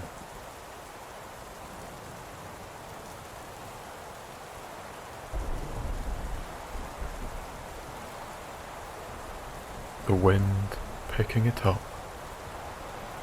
and churning it around again just for good measure.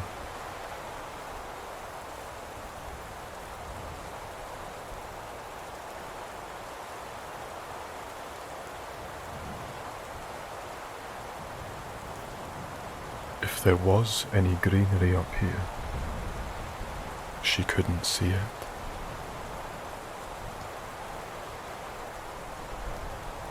It was a barren, monochrome landscape.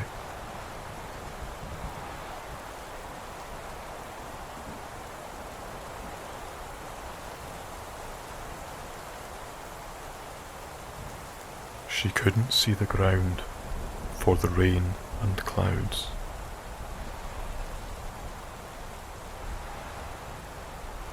But the mountain sloped off violently, either side of her, into the abyss.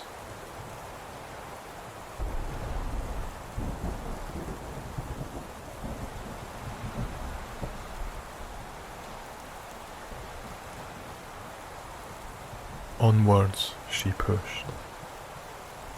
eyes focused on the next rock, and the next, and the next.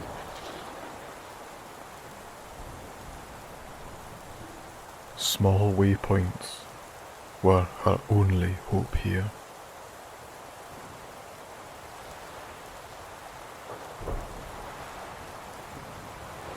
She picked them off, one by one.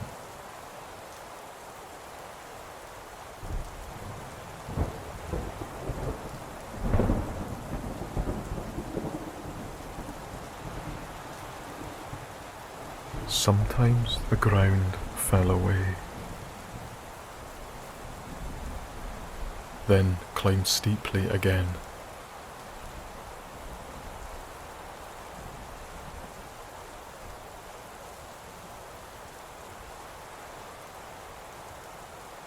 She had hope that she was making progress over each peak that passed.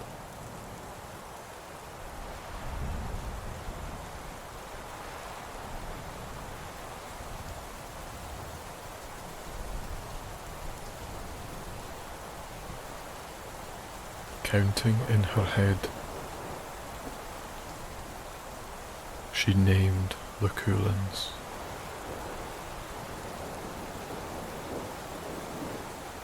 Ben Blavan, Sgwr Alistair, Sgwr Jerrick,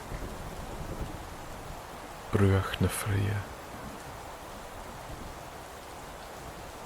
all of which she's passed by now.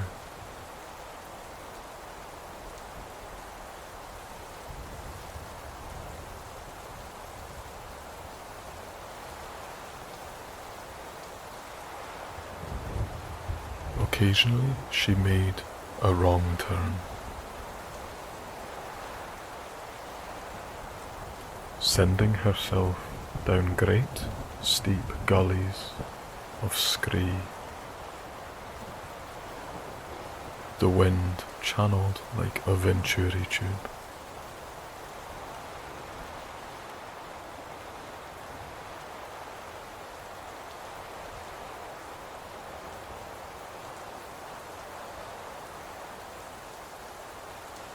She kept going and going, exhausted but as determined as ever.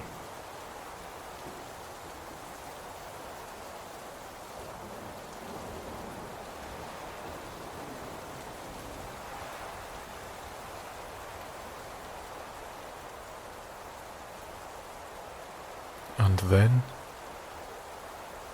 the ground beneath her wings started to descend,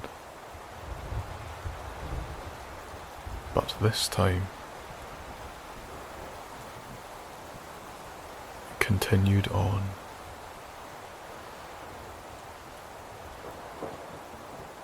It kept going down.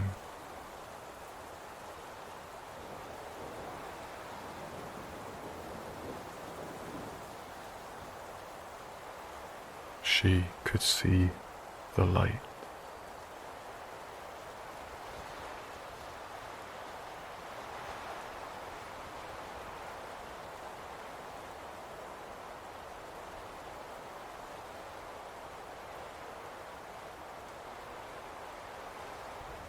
At ground level, the world around her changed entirely.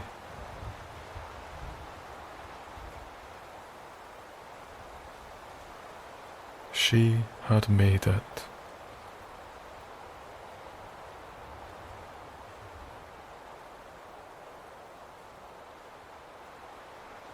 Over the following hours, the wee fairy soared high through the treetops of Sky's spine.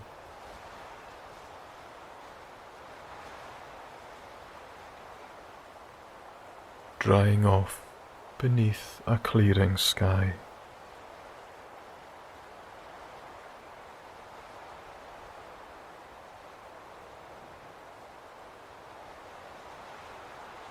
The wind fell away to a steady breeze, and against all probability, the sun peered out from behind the clouds.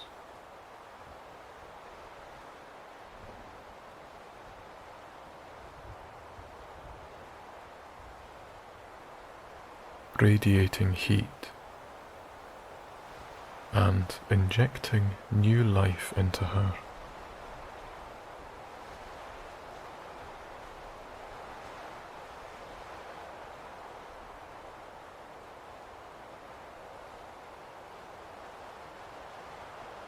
She allowed a tiny smile to blossom.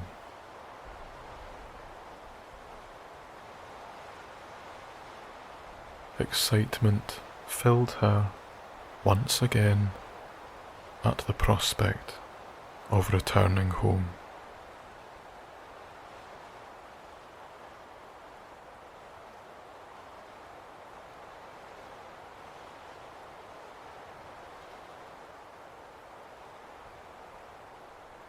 Cresting the final hill just south of Ueg,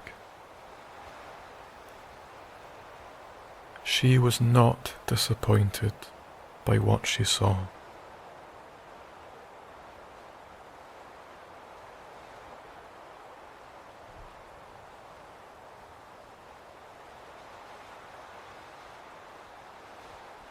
Just as she left it, below her were great spiralling turrets of stone and moss.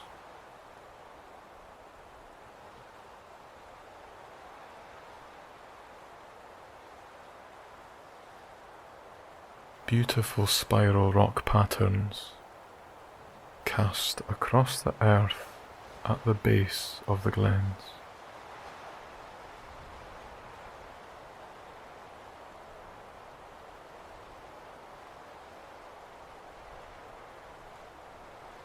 The wee fairy paused,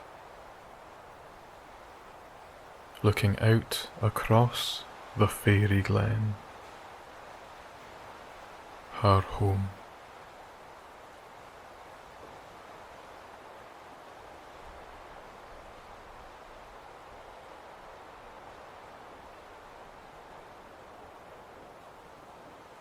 A presence hung in the air. She could feel it.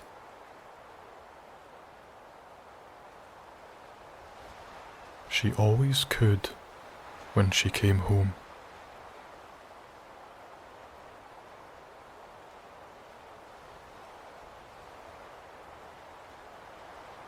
And then, one by one, she saw little colourful glows, just like her own, appearing from seemingly nowhere.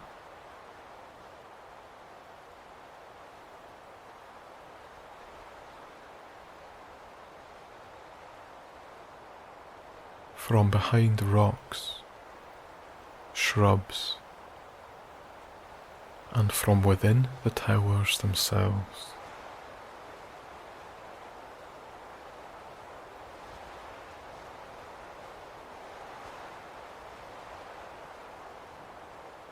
At first, only a dozen.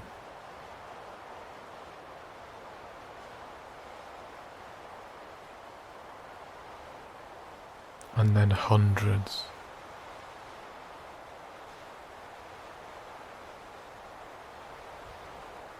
And then thousands, appearing from seemingly nowhere.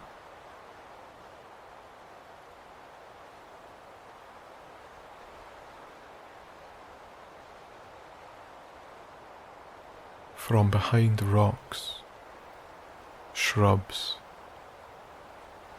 and from within the towers themselves.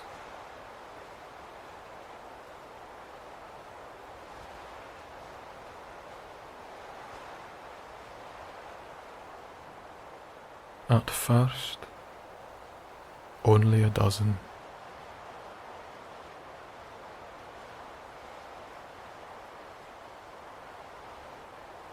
And then hundreds.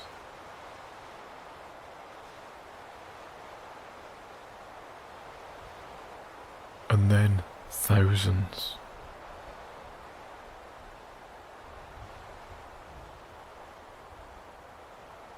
Like a blossoming Christmas tree scattered with fairy lights.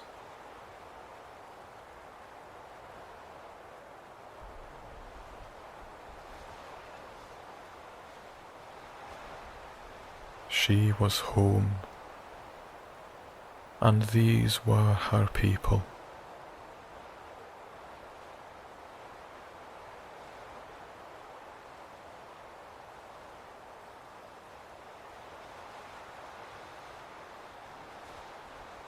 As she stood there on the hill,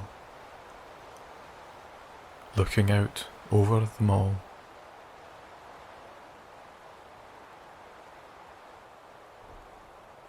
it truly was like something out of a fairy tale.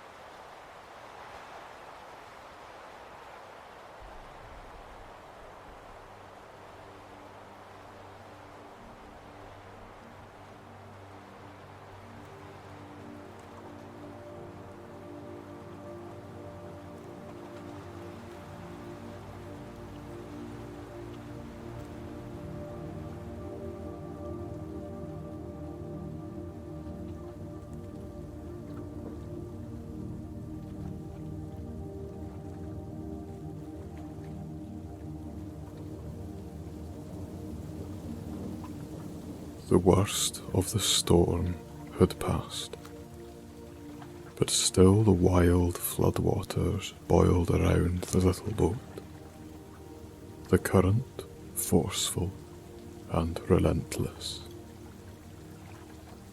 You were exhausted and in desperate need of shelter.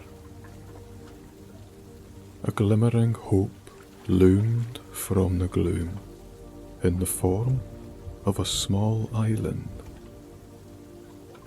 Perhaps this was the sanctuary you so needed.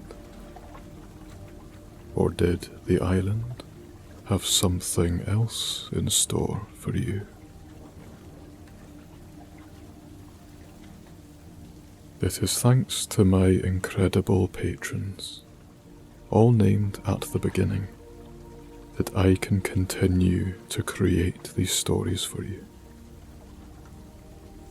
I have a goal to make even more special stories, so should you wish to support me in this, as well as receive exclusive patron stories, the next of which is coming in a few days' time, you can become a valued patron at patreon.com/snoozewithsam.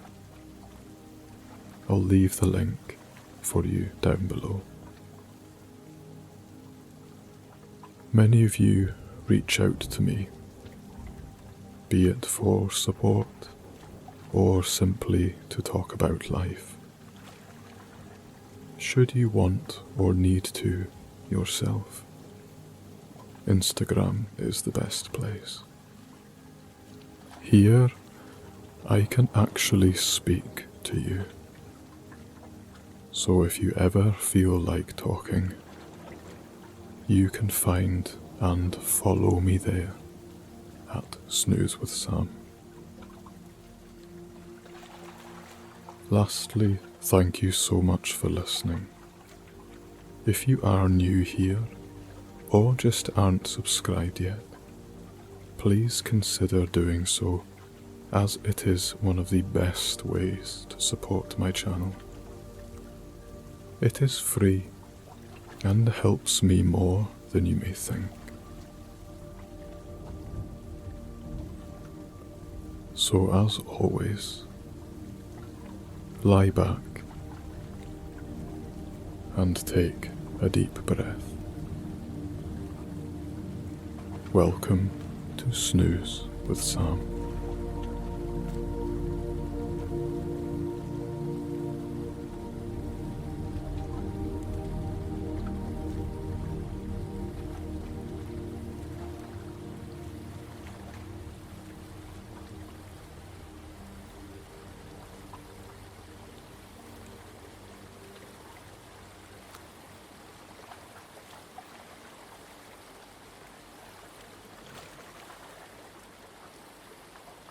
There was no wind, and the loch was still and glassy, if full of wintry leaves, branches and debris.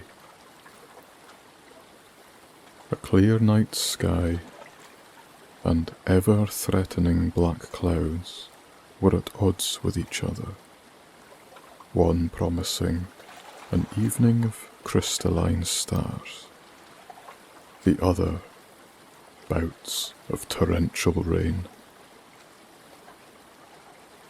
The late afternoon had delivered plenty of the latter, and the hull of your canoe had enough water sloshing around in it to tell the tale. You tried your best to keep your feet and precious mythology books from it, but they were already quite damp. Having been on the cusp of a breakthrough in fable science when the water levels rose suddenly, you'd packed all you could take in one canvas bag. It was heavy, cumbersome, and proving impossible to keep dry. Across the wind-churned loch, you'd dragged your paddle, with aching muscles and fatigued mind desperate for sleep and respite. Eventually, the storm had subsided and allowed you to paddle with economy and intent, avoiding large hazards in the water, such as drifting trees and even semi-submerged houses. A large flood had swept in. The previous night, the riverbanks had burst and rose water levels to an all-time high, cutting off villages and drenching farmland. The landscape had no option but to give, and as a result, the entirety of your surrounding world had drastically changed. In fact, you weren't even sure if you were on a loch at all. For all you knew, this was a field or road which had disappeared beneath a new world of murky, fast-flowing floodwater. In the distance, you did see tall glens climbing up out of the endless, shimmering ocean. Yet you didn't recognize them.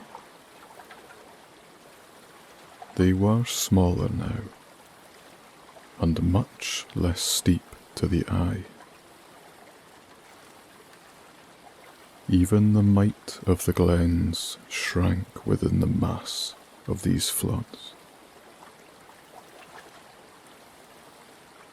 Something across the bow caught your eye, and you strained your eyes in the gloom to see it more clearly.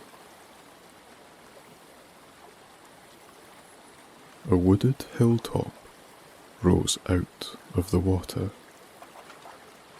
a little island all of its own, brightly lit by the low-lying moon. The air was warm, and there was a softness about it, almost a fragrance. With a nudge of your paddle, you steered for it, still more than half asleep. How hadn't you seen it before? It just appeared. It didn't take long before you brought your canoe up gently to rest on a side of the hill out of the main current, where little swirls and whirlpools made the vessel lurch and dance and bob about, until you found an overhead branch to hold on to. A little further along, you spotted a sort of beach, and you pushed the paddle into the water and brought the bow of the canoe up and onto a patch of grass. The moon shone directly at it and illuminated a firm branch to which you tied the painter to.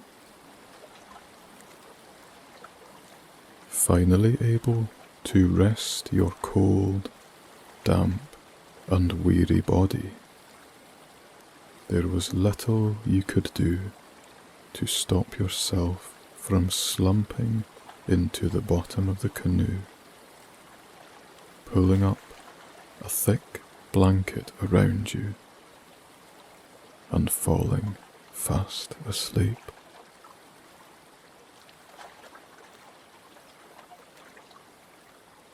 When you did wake, you didn't know whether you'd been asleep for a few hours or a full month.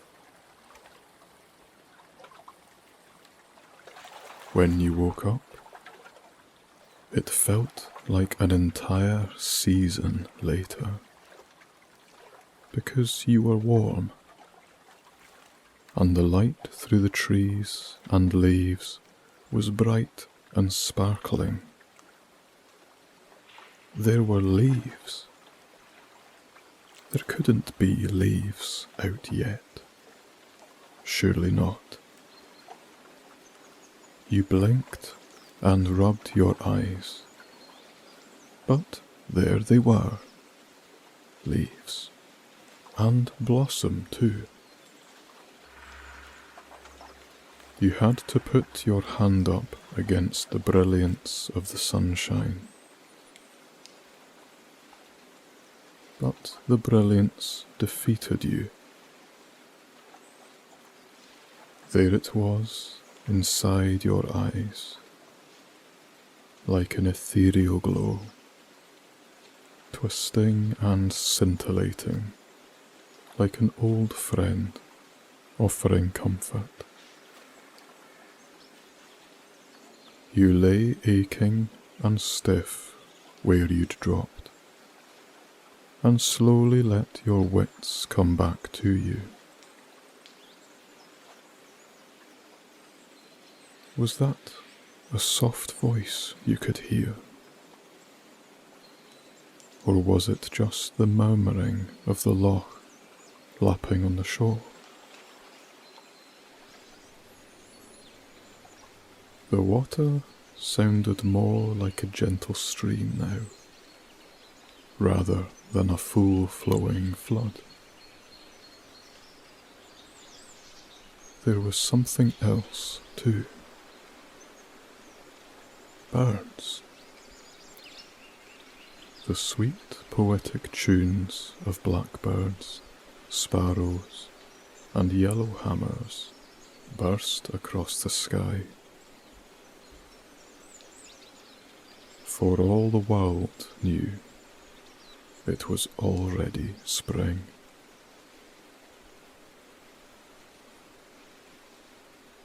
There was a very sweet smell, some sort of blossom, and a warm, fragrant smell also. Was it smoke or incense? It was difficult to tell, but either seemed unlikely. But there it was, that fragrance, stronger by the minute. In time, you left the shelter of your canoe to lay eyes on the entirety of the island for the first time. It was true. Everything you sensed and touched with your eyes spoke more of spring than the depths of winter of which you'd known a mere evening before.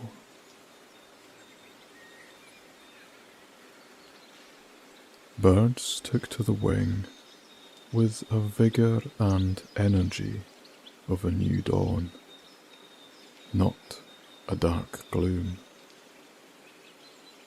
and the scents of 1,000 flowers drifted across the warm breeze like petals upon a flowing stream.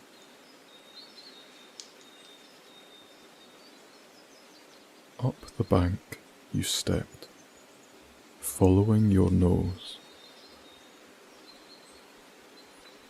Still, something drew you into the grasses and woodland. Underneath the lush trees, the light speckled and shone like diamonds under a spotlight. The ground teemed with wildlife, butterflies, small mammals, and garden birds, all sharing the space in harmony.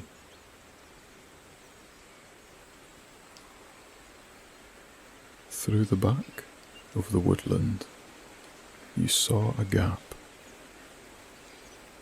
and beyond it was a clearing of sorts.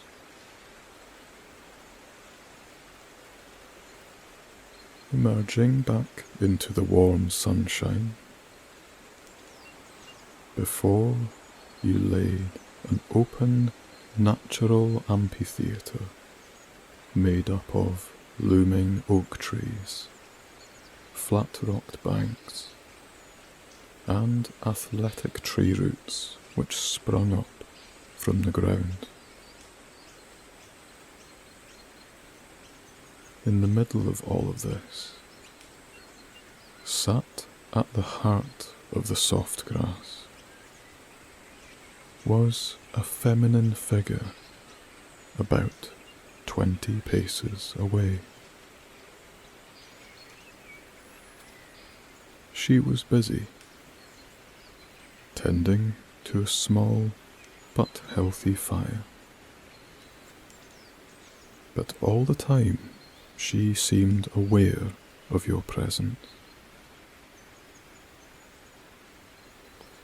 Her long, golden hair hung softly around a pale, young face. A face which was kind, open, and somehow magical. She was beautiful. A simple green dress draped across her slender frame, though did not much more to protect her modesty. Otherwise, she was barefoot, and unburdened.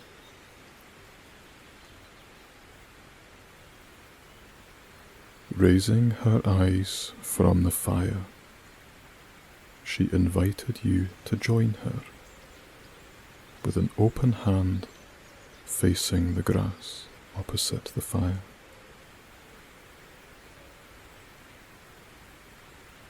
There was an aura of calm surrounding this woman, and her strangeness was not uncomfortably alien, but assuring.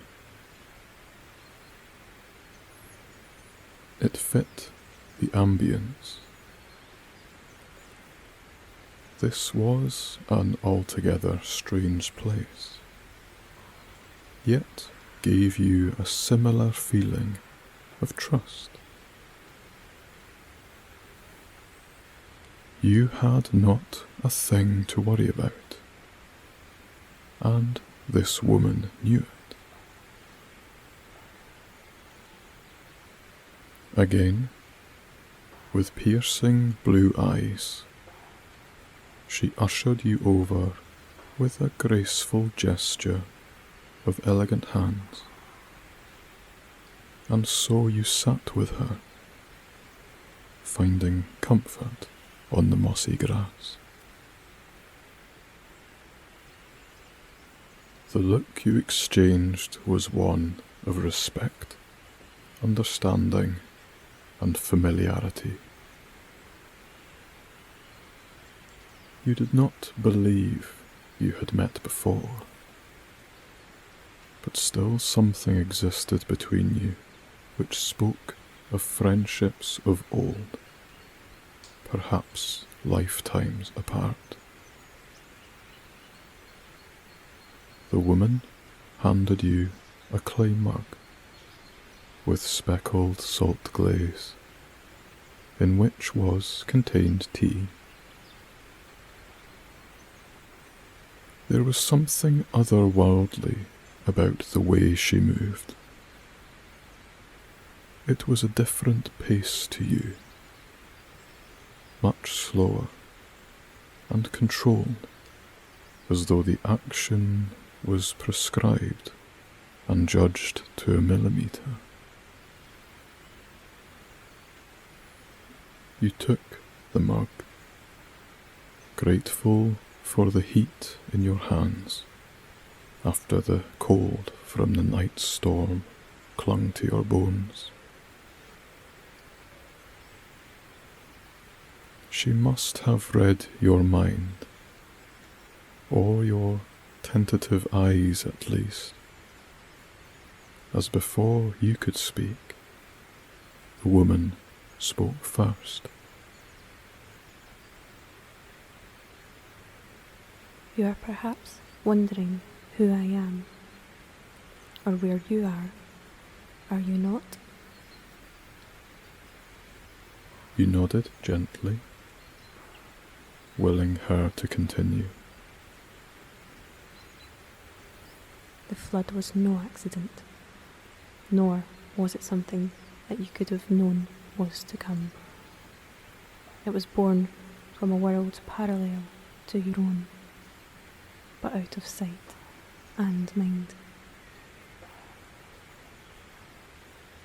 Her words confused you.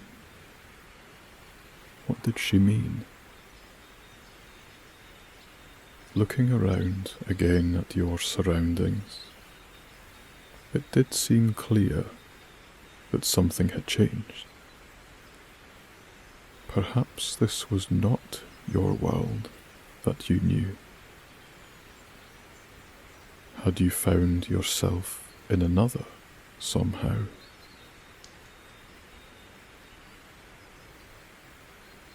It is neither chance nor luck which has taken you here to this island, the woman said with a warm expression.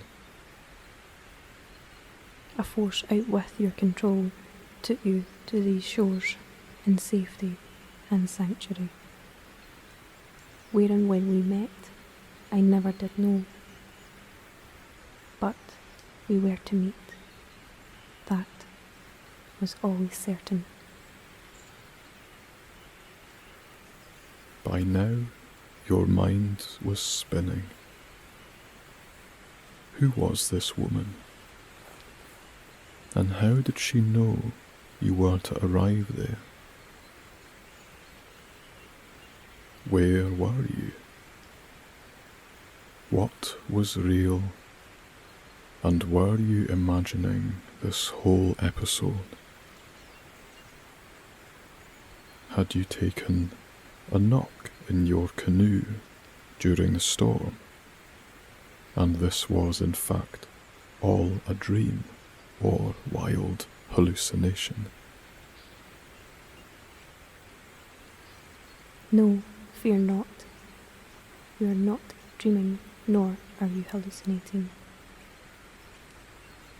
The fair lady spoke, clearly hearing your thoughts. To answer your questions, I ask you to humour me in the telling of a tale.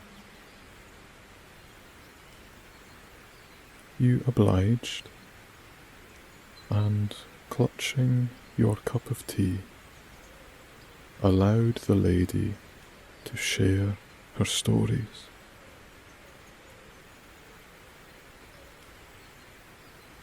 Beneath the warm sunshine, the woman spoke of a devout clergyman who was returning home upon the remote island of Jura after administering spiritual consolation to a dying member of his flock.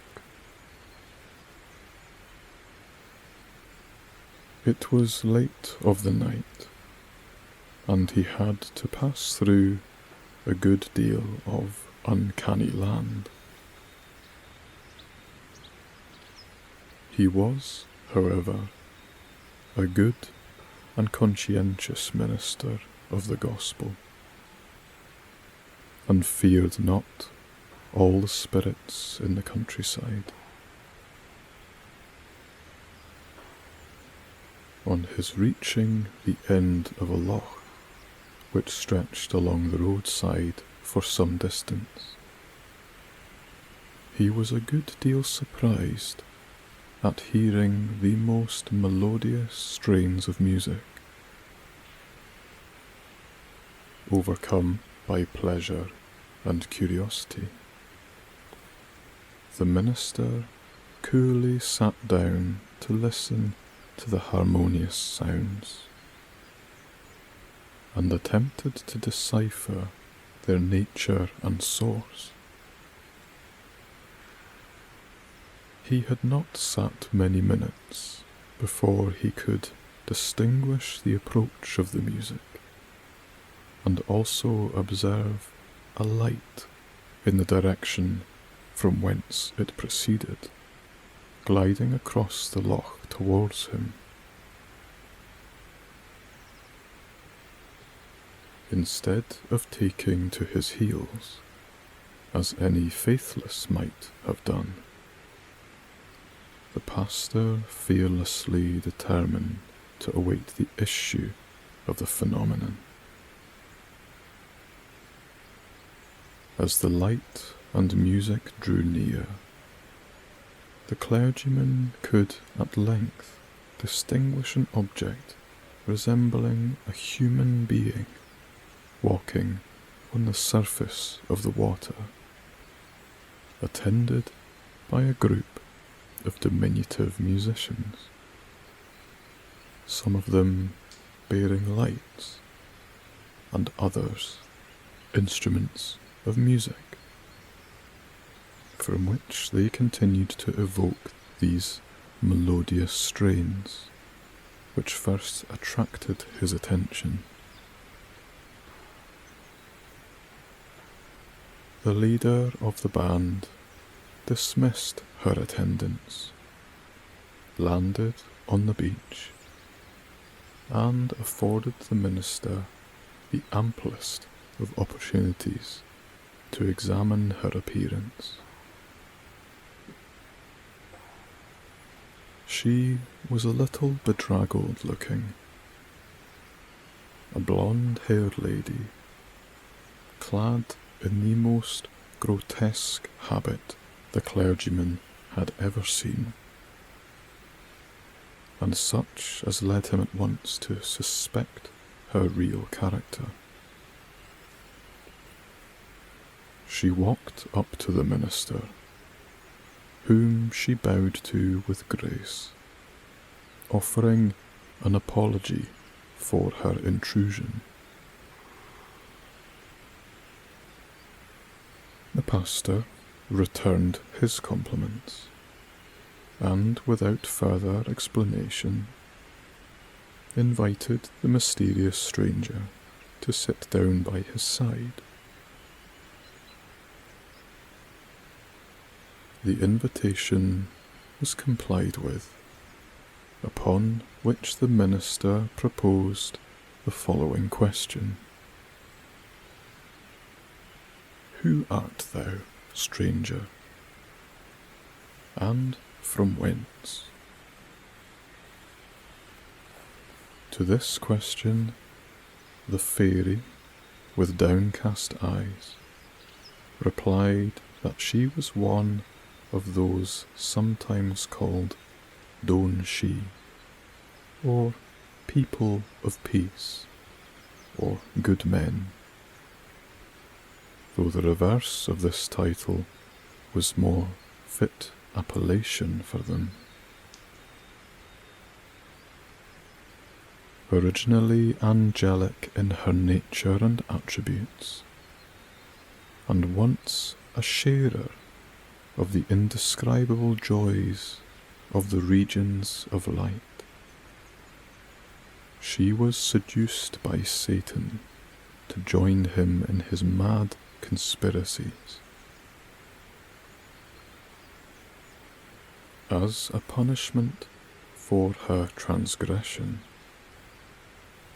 she was cast down from those regions of bliss, and was now doomed, along with millions of fellow sufferers, to wander through seas and mountains until the coming of the great day. What their fate would be on this great day, they could not divine, but they apprehended the worst. And, continued the fairy, turning to the minister with great anxiety,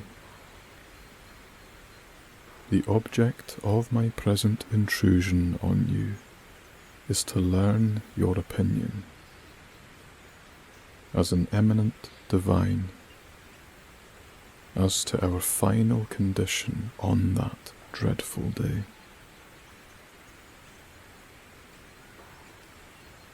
Here the venerable pastor entered upon a long conversation with the fairy, touching the principles of faith and repentance.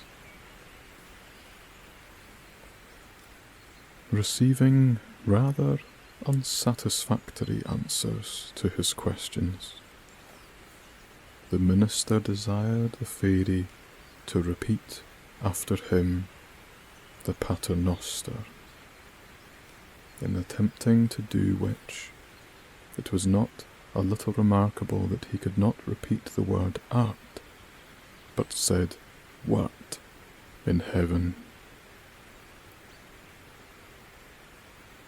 Inferring from every circumstance that the fairy's fate was extremely precarious, the minister resolved not to puff up the fairy with presumptuous and perhaps groundless expectations. Accordingly, addressing himself to the unhappy fairy, who was all anxiety to know the nature of her sentiments, the reverend gentleman told her that he could not take it upon him to give them any hopes of pardon, as their crime was of so deep a hue as scarcely to admit of it. On this, the unhappy fairy ushered a shriek of despair and plunged headlong into the loch, and the minister resumed his course to his home.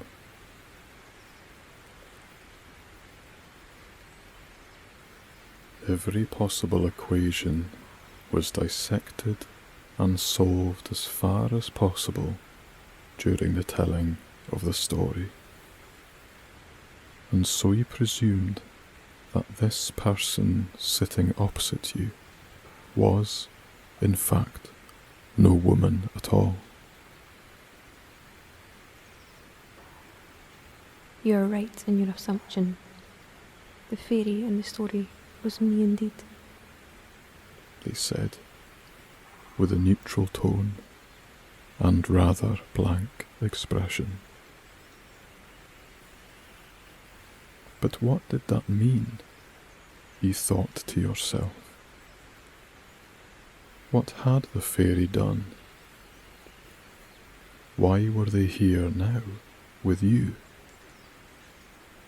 Were they bad? Dangerous?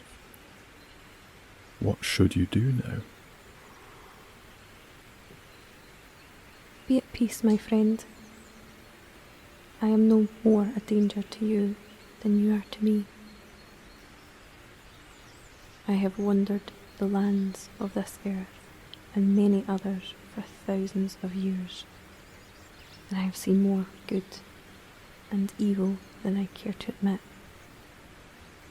When dicing and dancing between realities, the lines of each can become blurred, skewed, and sometimes meaningless. Perspective changes, and so does interpretation, and when dealing with the courses of spiritual powers, they are not so forgiving when the tide of one's soul changes. My sins? Well, some may say they are not sins at all, but merely a part of being a conscious, living soul. So many even call it being human.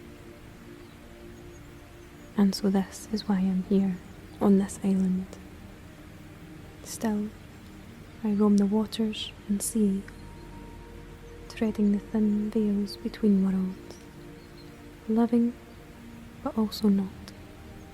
One day, I hope to return to the regions of the light, a place where I can call home.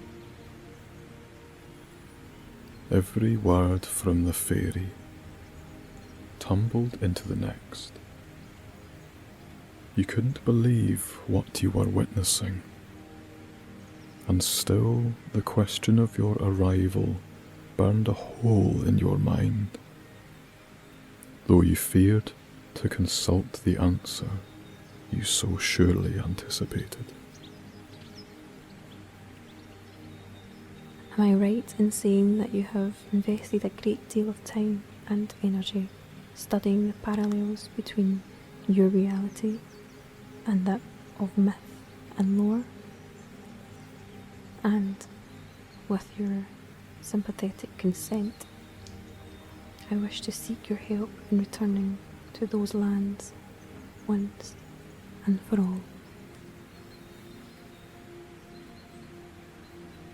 And so, sitting around the fire, across from the troubled fairy, you gazed into space, trying to make sense of everything. With the birds singing relentlessly, the warm breeze still impossibly comfortable, on this supposed winter day. You looked the fairy in the eyes, and it was here that you consulted your destiny.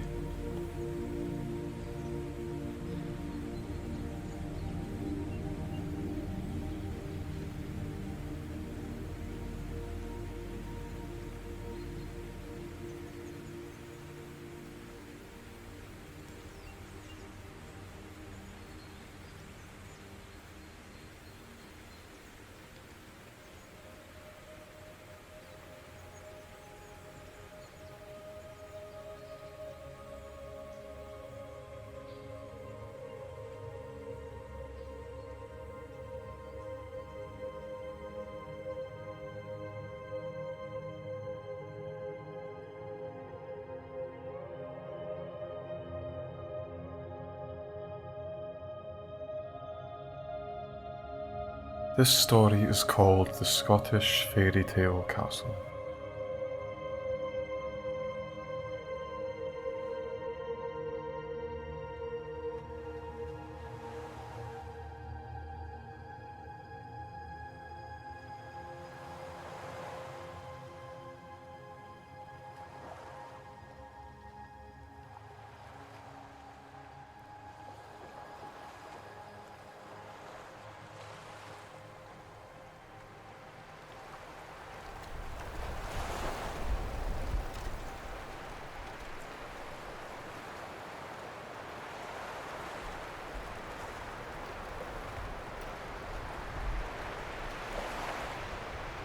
Before you stands the most incredible fortress of solid granite, lime, and sandstone.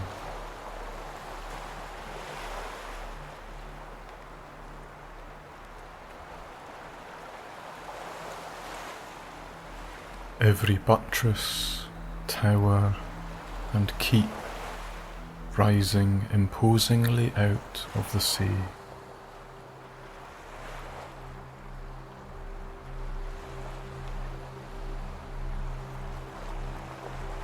The small arrow slits squeezed into the walls, a subtle reminder of why this defensive church of stone is here.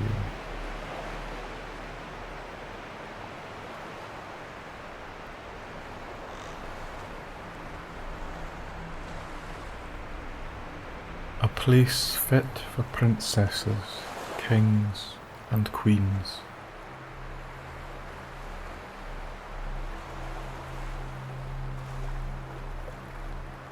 A place steeped in fairy tale romanticism.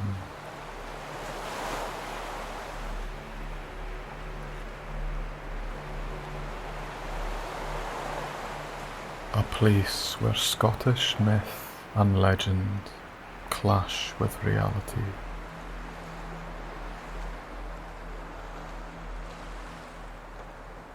Creating an aura so romantic and magical, you swear you can feel it in every breath of air you take.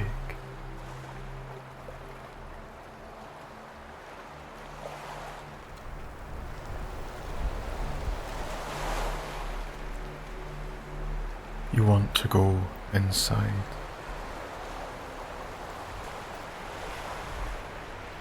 You cannot resist.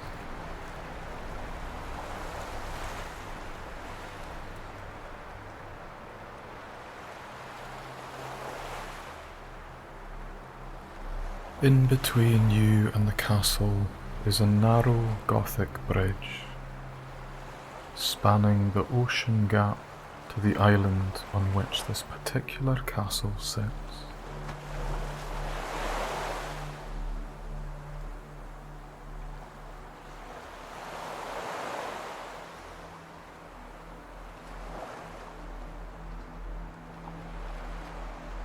The three archways underneath this stone and cobble causeway retain their secrets, plunging into darkness not far beyond their entrances.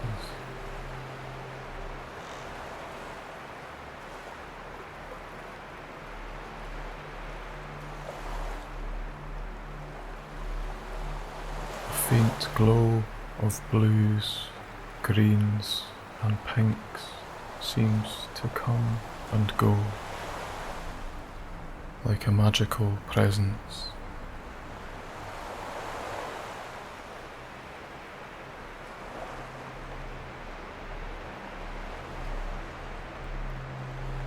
Convince yourself you can see little flits of movement too.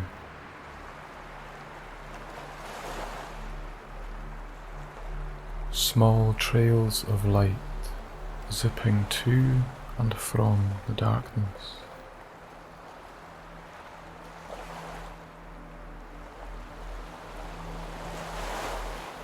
Maybe it's just the trick of the light. Maybe it's not.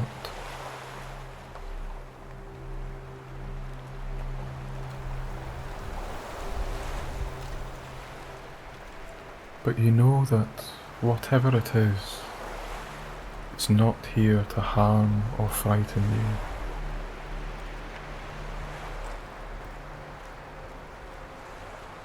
you. It's here to help you, to guide you. You can feel it.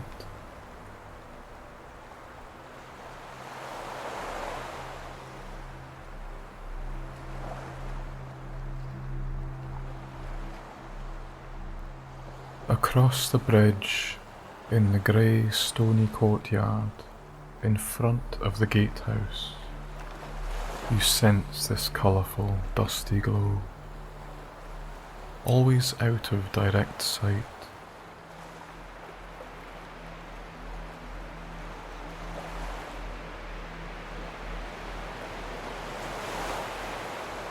You follow its movement in the direction of the enormous main doors to the castle.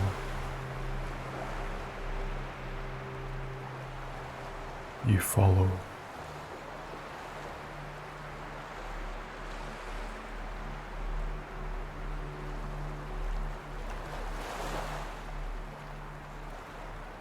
Each step closer you take, you feel the excitement build inside you. You sense something wonderful awaits inside.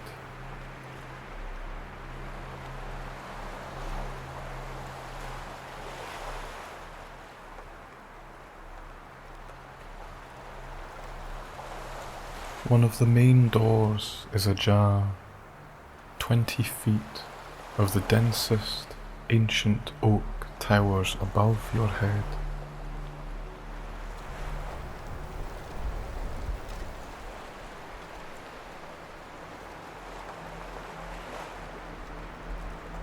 Each of these doors must weigh well over a ton.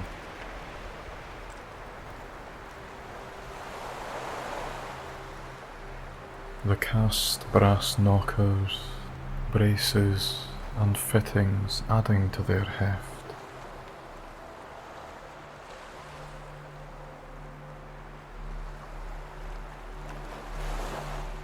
Through the door you slide into the entrance hallway.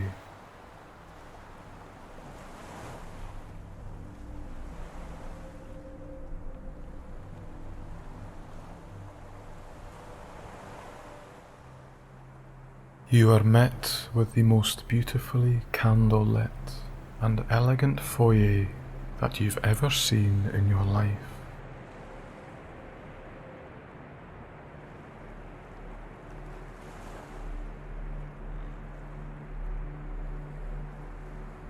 On every wall, dozens of weeping wax candles burn and flicker, casting dancing shadows all over the stonework.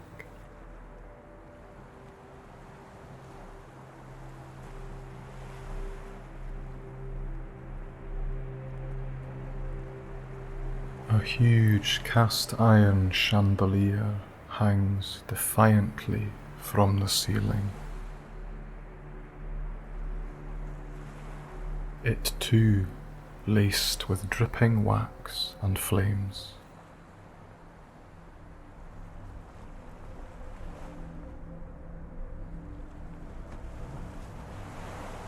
Large tapestries hang from the walls, all variations of clan tartans, crests, and proud portraits of previous generations of royals and rulers.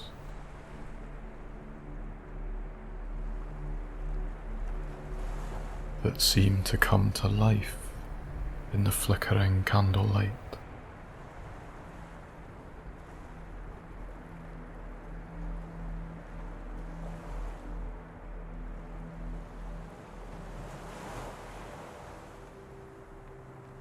You listen carefully.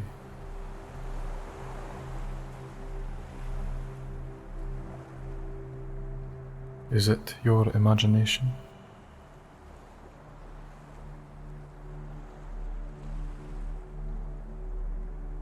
Maybe it's what you can see in front of you, but you feel as though you can hear drums and the patriotic war cry of bagpipes.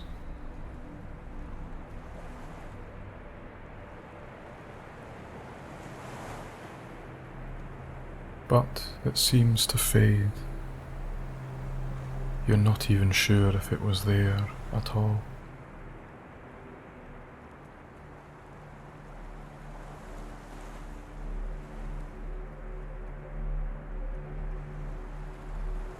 Directly ahead, a grand old marble staircase rises from the middle of the floor, splitting at the top, heading both left and right.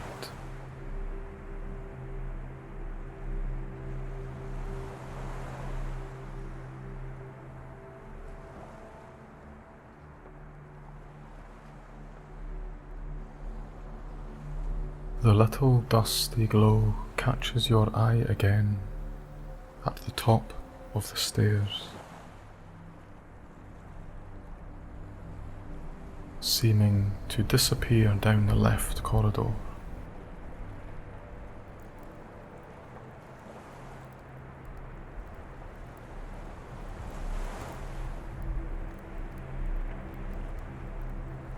Taking the hint, you follow curiously, climbing the steps.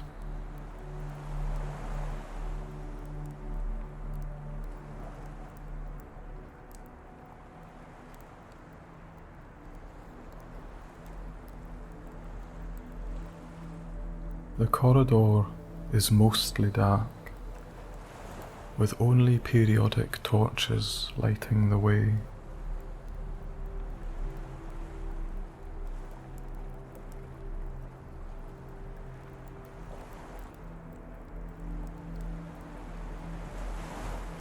But it is warm, belying the cold appearance of the stone walls.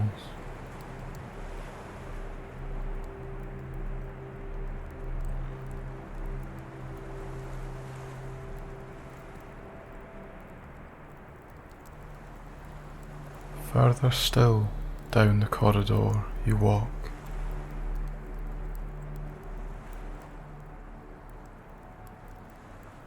The glow at the far end of the corridor now seeming more of a purple colour.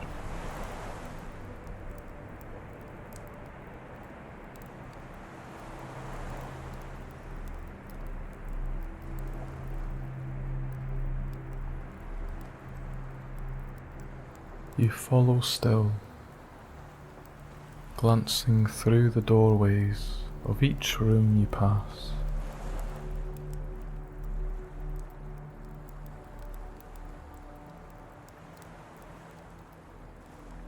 A pantry stocked with food.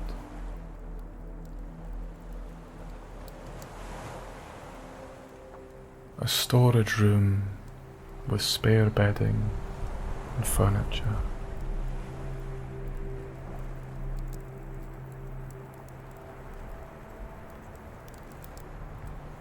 A stunningly furnished bathroom, wrought with gold and silver,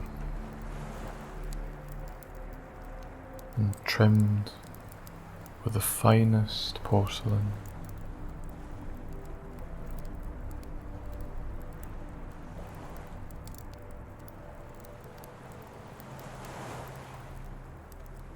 A small bedroom containing 2 or 3 single beds,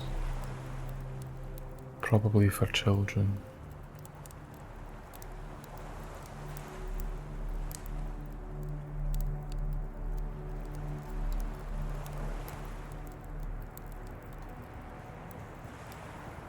And then the door at the end of the corridor, where the fairy-like glow awaits you.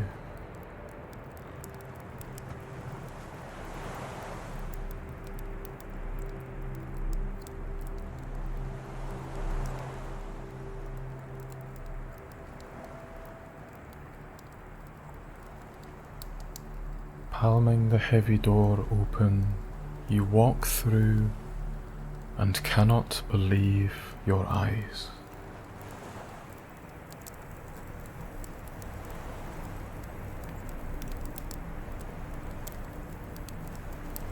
Before you is the most magnificent bedroom, fit for the Queen.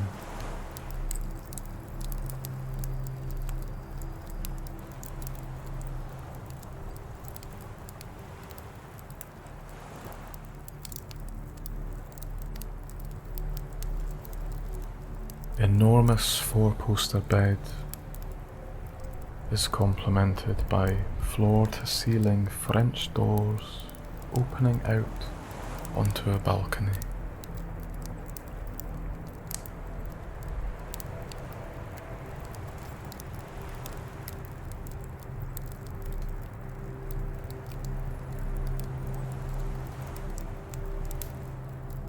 At each side of the doors hang purple and gold-laced curtains falling all the way to the floor.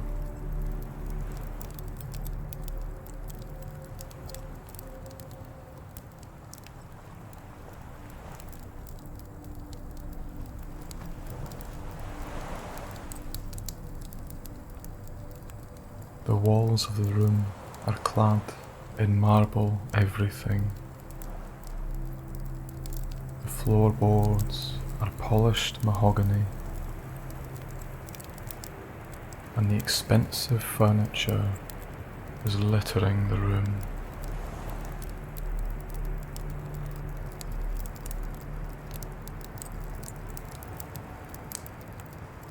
A gorgeously intricate dressing table with a large oval mirror complements an expensive-looking chaise longue.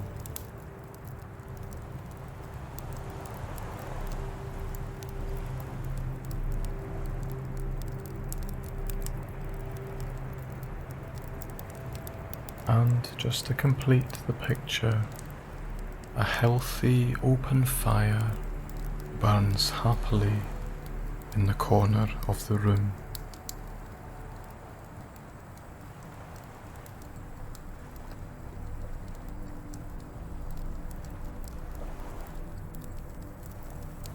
The bed looks so inviting and so warm.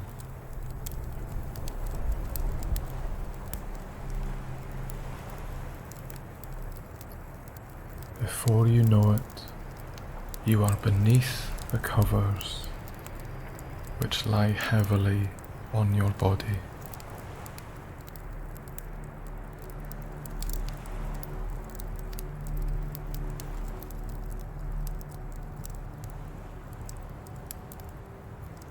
Feeling the heat penetrate, your eyes get heavier and heavier.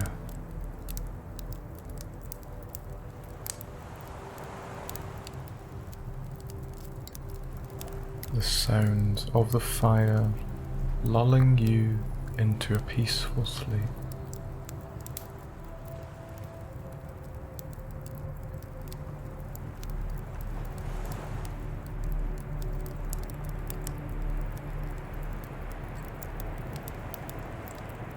Out of the corner of your eye, you see the little purple glow on top of the dresser.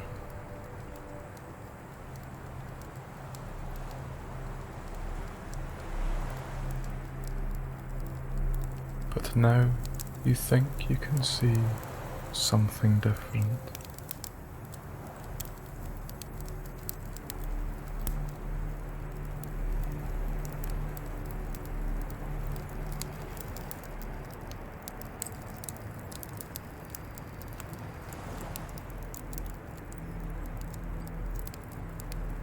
On a pincushion lies a little fairy,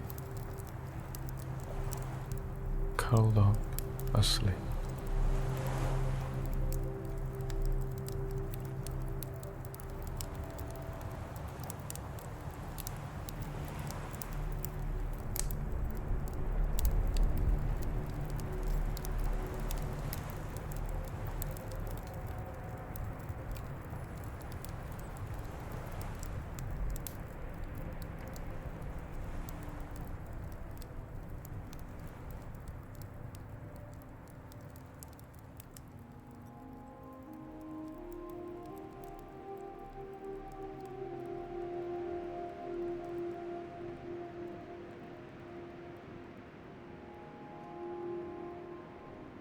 This story is called The Wild Highland Mountains.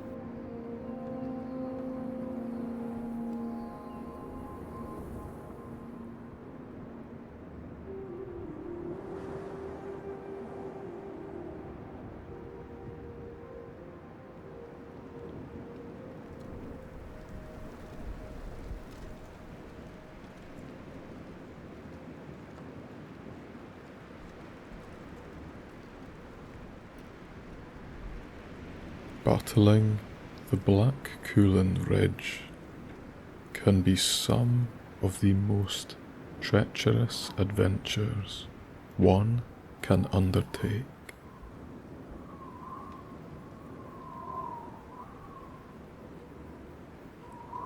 Out here, the weather can be so temperamental and changeable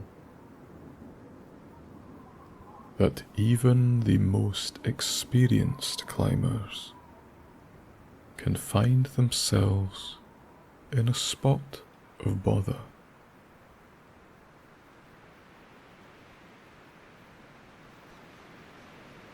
But this morning,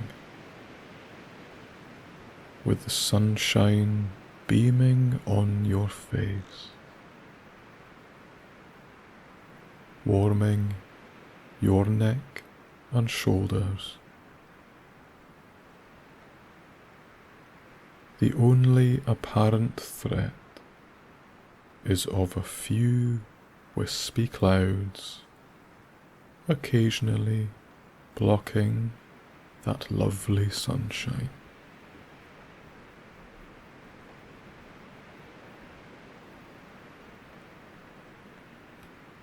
Through an early morning mist, you traversed and ascended,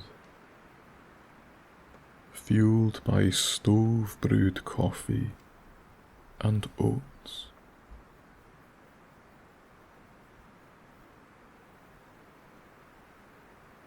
You always like to make a keen start, hoping to catch a sunrise at a particularly stunning location.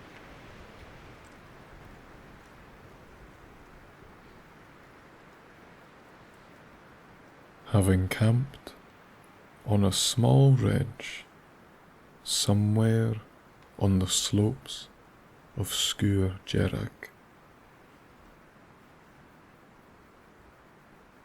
the night was less than comfortable and hairy by most folks' standards.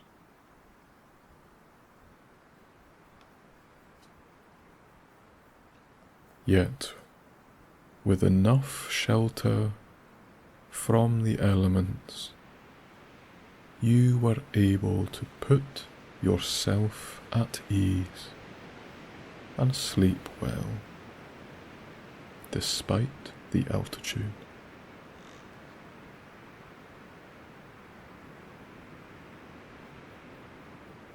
Your wee one-man tent did the job perfectly, blocking the gusting wind and occasionally light Atlantic rain. So you woke feeling fairly fresh and full of energy.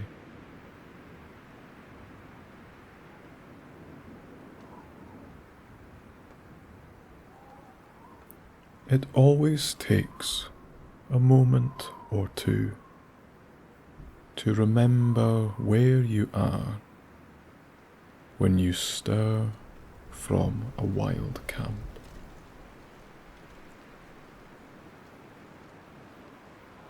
And the thrill of acknowledging the 2,000-foot reality never gets old.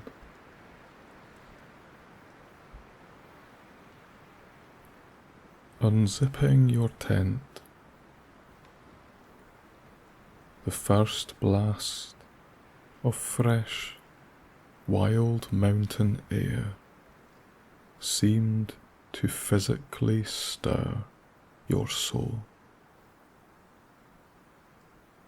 Such is the feeling of freedom, adventure, and liberation.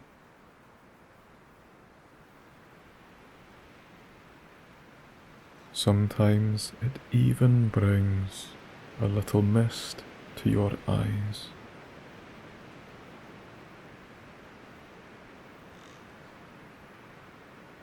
Blocking the worst of the breeze with your body, you set up your wee gas stove and brought some water to the boil, ready for the all-important caffeine boost.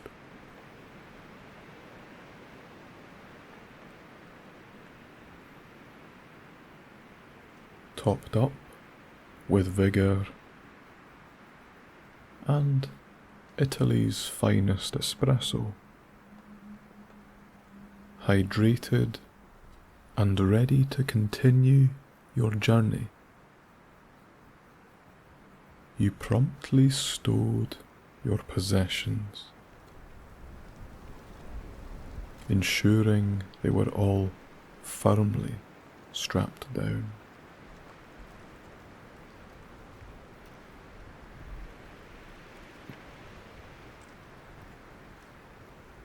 The last thing you wanted is for anything to go missing from your rucksack during the climb.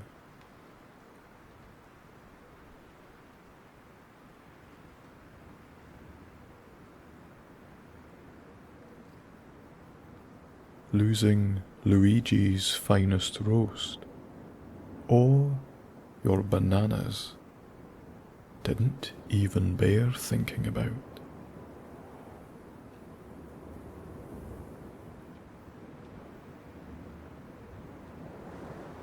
The first hour or so was a tough scramble, setting the theme for the day ahead.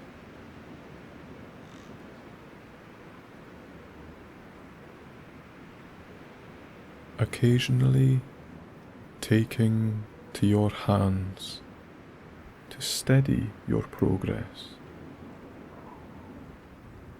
You picked paths up the craggy rocks, merely focusing on the next waypoint and the next, unaware of how much altitude you were actually gaining.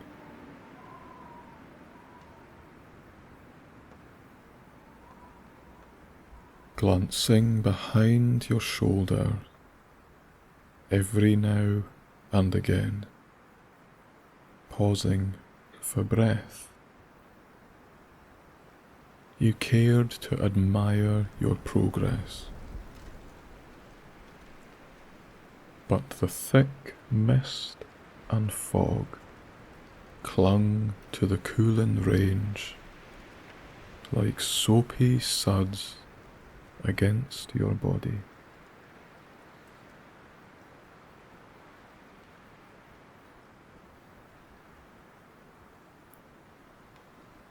Peering up into the sky,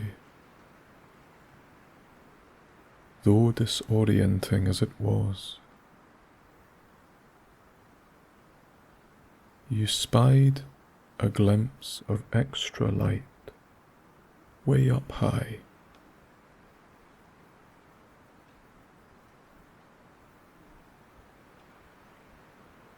The fog wasn't all too high. That was the paler blue skies somewhere up above.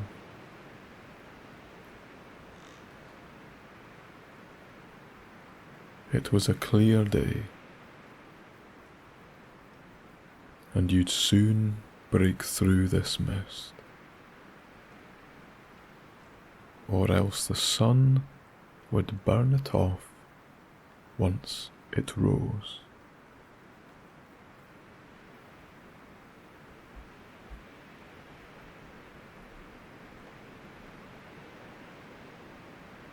Pushing onwards for a few minutes at a time,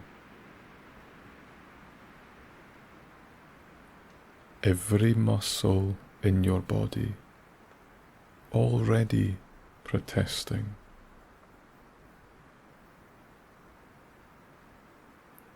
Your legs and your gut sensed change up ahead.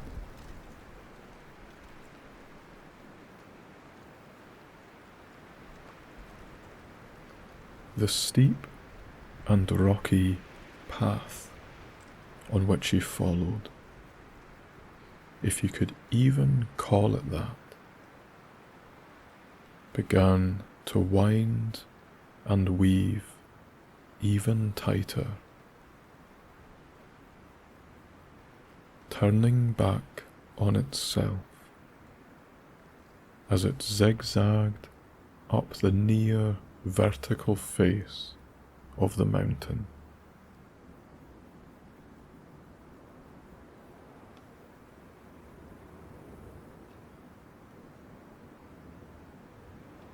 With a big sigh,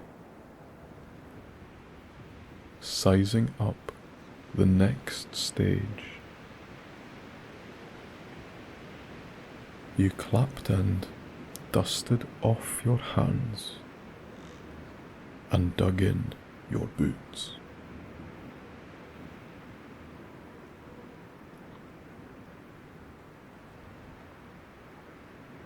You pulled and pushed your way higher, keeping your body close to the rock face, not looking down or thinking of how high up you were.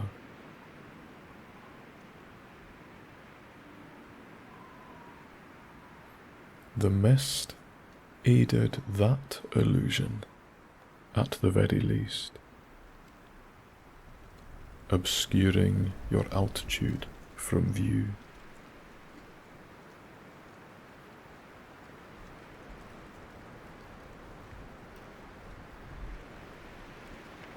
Up and up you climbed,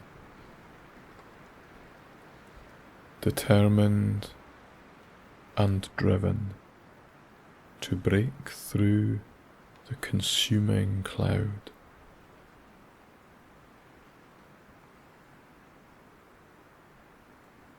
And almost without realizing,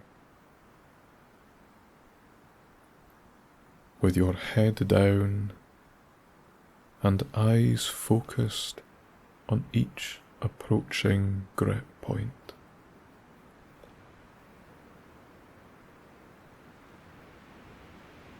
The mist around you suddenly melted,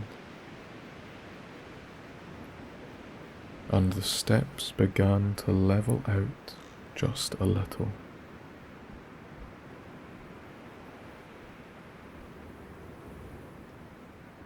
Gasping, panting, and quads searing, you pulled yourself upright and trudged up the slope, which tailed off slowly but consistently.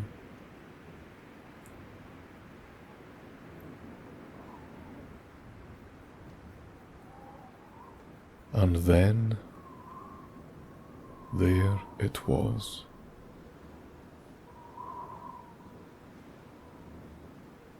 Like a veil lifted from the face of a bride. The sky opened up overhead to the richest and deepest early morning blue.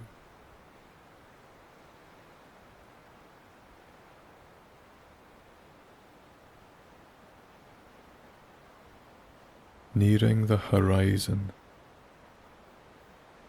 this blue phased and blended into pastel orange and fiery reds as the rapidly rising sun broke the seal on the horizon.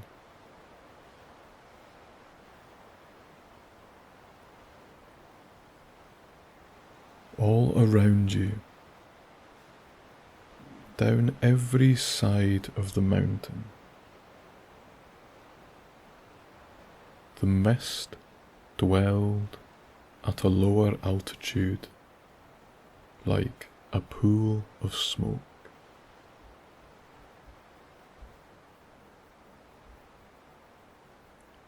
You felt like you were in heaven, a million miles in the sky, looking down on the stratosphere.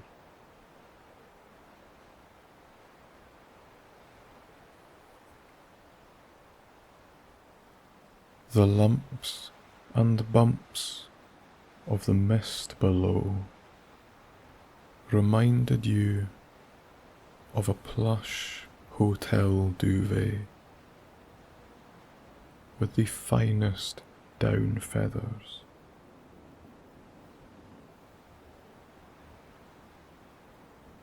And every imperfection and ripple caught the light from the east.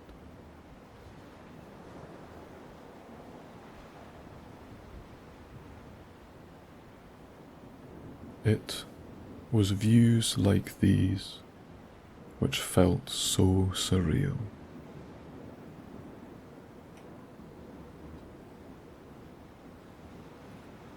To call it a photograph or liken it to a watercolour didn't even do it justice.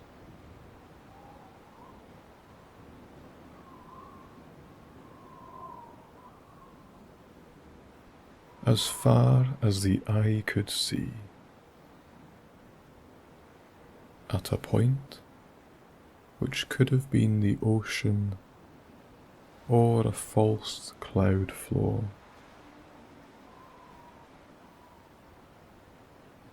a sudden flash of calypso orange sun surfaced with a rippling shimmer.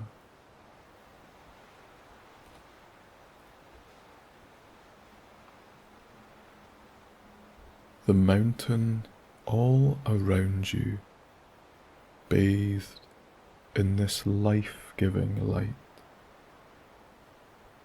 totally changing the atmosphere of your surroundings.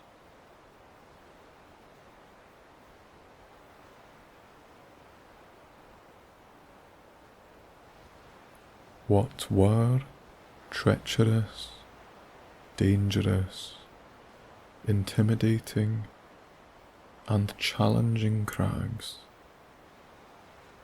gave way to soft, comforting, and soothing peaks, which felt like home beneath the sunrise.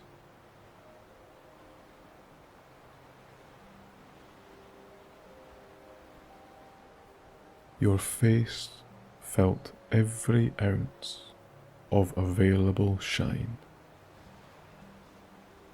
rejoicing in the warmth it gave on this fresh day.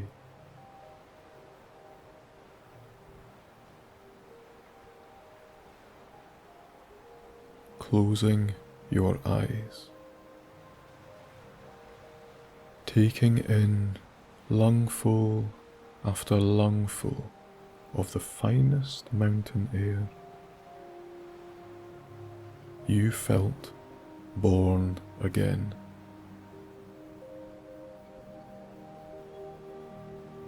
You felt on top of the world.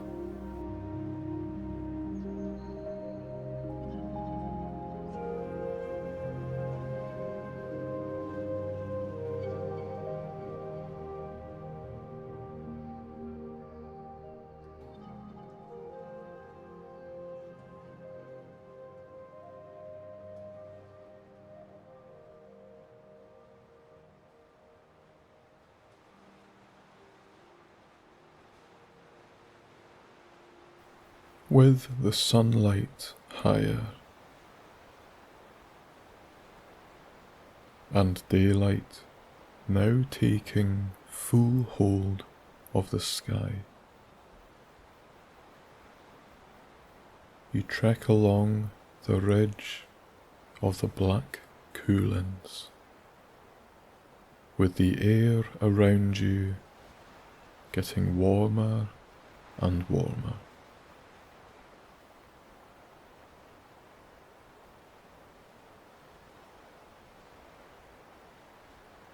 Loose rocks and scree beneath your feet keep the terrain challenging.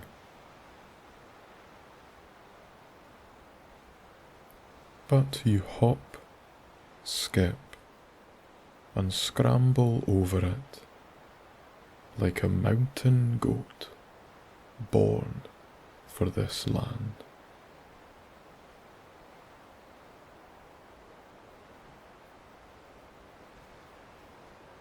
Once you're up this high,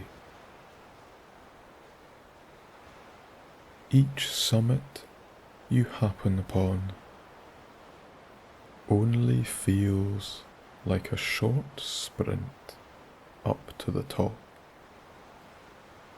with small bows in the ridge in between them.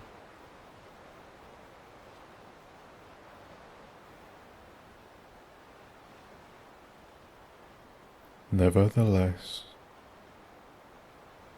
every cairn you place your hand upon feels like a victory and achievement.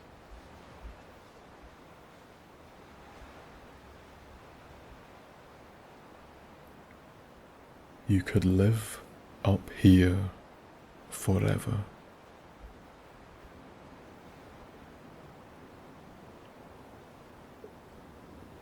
In the distance, to the south, the mist is beginning to lift off the earth below,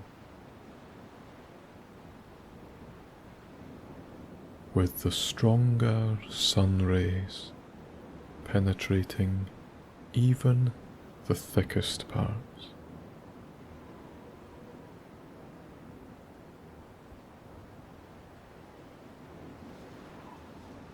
In these areas, you can see flecks of moorland, pinewood forests, and coastal shoreline. Wee prancing horses and white water waves lapping motionless in the distance.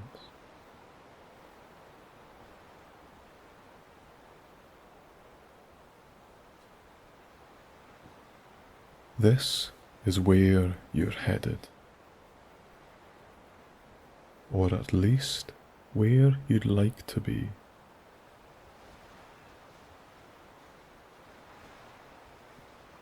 But you are in no rush, seeing as the weather is so fine.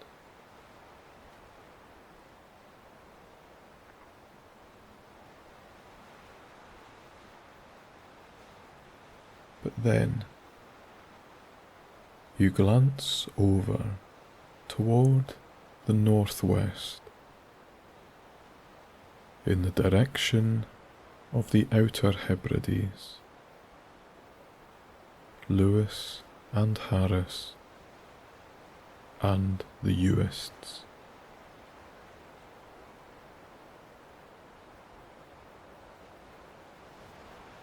Hovering around them, clinging to them in a deeper, moodier light, are some thick and sinister-looking clouds. More than just a morning mist.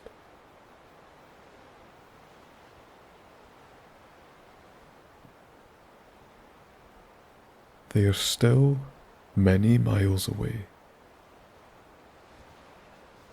as far as the eyes can see.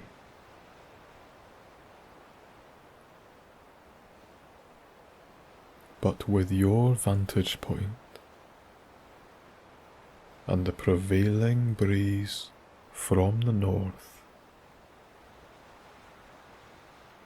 you know that you may be facing this same weather in the not so distant future.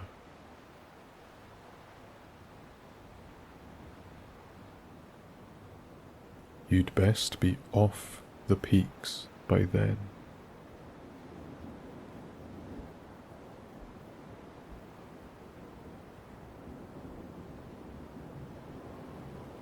A few hours pass as you leisurely journey along the highest ridges, making your way further south.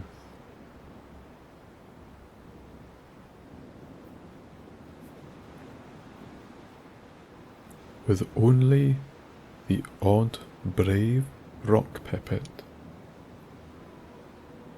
and stratospheric airliners for company. It feels isolated up here, but in a very settling sort of way.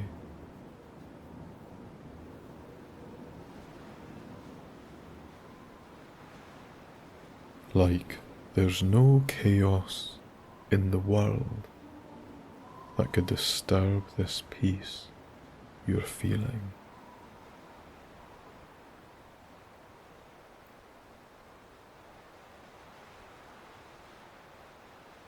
You are a million miles from anywhere, and far away from the hustle and bustle of the world down below.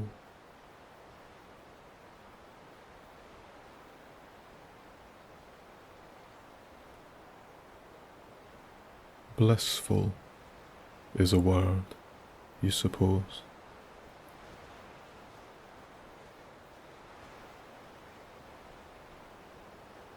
The gentle breeze brushes your face as it's whisked up from the slopes below, carrying mostly over your head.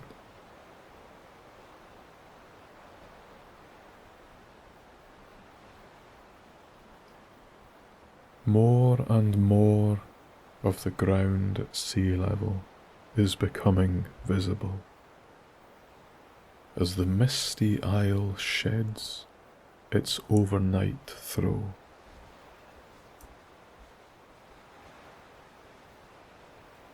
You opt to skip one of the most extreme and craggy pinnacles,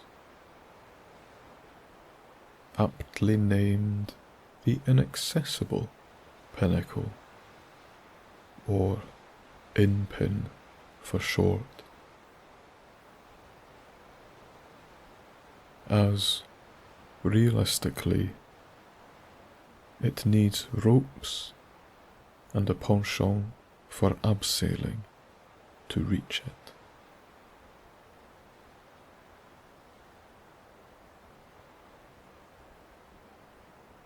Perhaps if you were feeling a little more daring,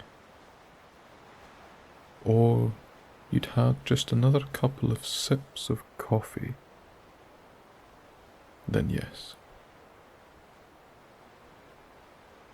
But for today, you are happy living in your tranquil wee world.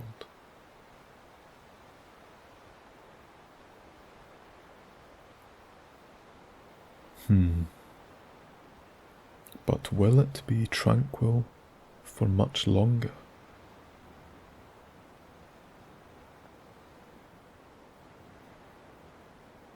Carefully rounding the base of the in-pin on the far side,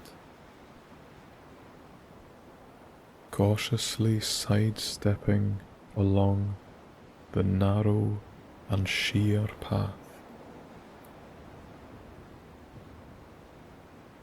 the view north returns.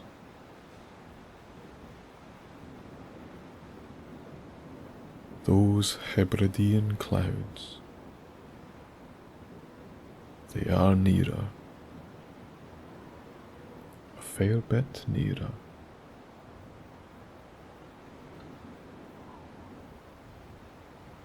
The sky is divided into two parts laterally.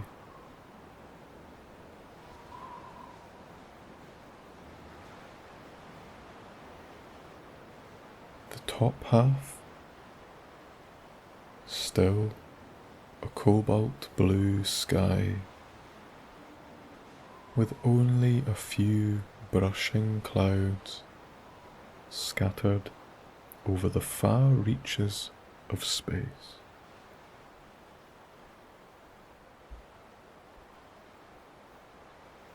And the bottom half, a deep, murky abyss, creating its own equally dark shadow on the water below.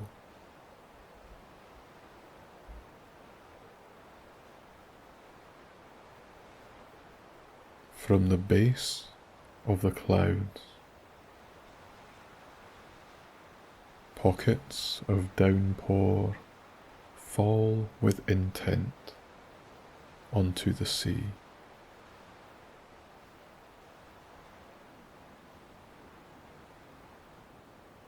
It may look still and picturesque from where you are, but you know as well as anyone that being beneath that rain, up in these mountains, can spell disaster.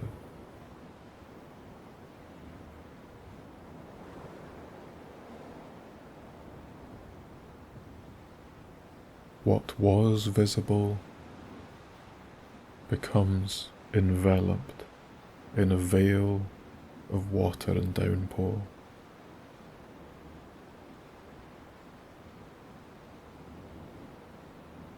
And what was grippy to your hands and feet suddenly becomes anything but.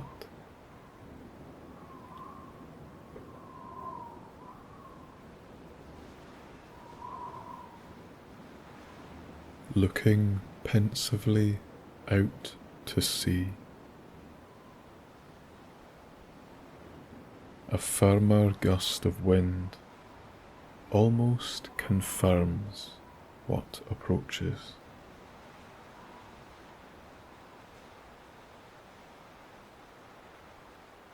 You can smell it. The air is muggier, damper, and more turbulent.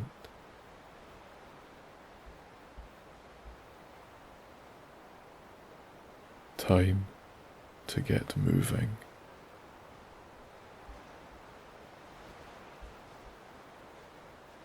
Descending mountains may sound easier than climbing them.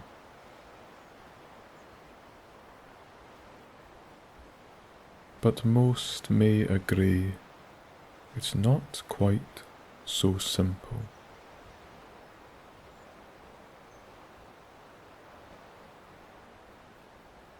Knees feel the brunt of the progress.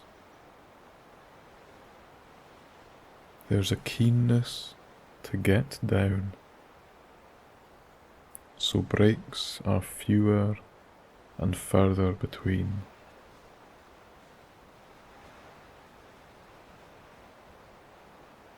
And you can sometimes even take up a jog or even a run.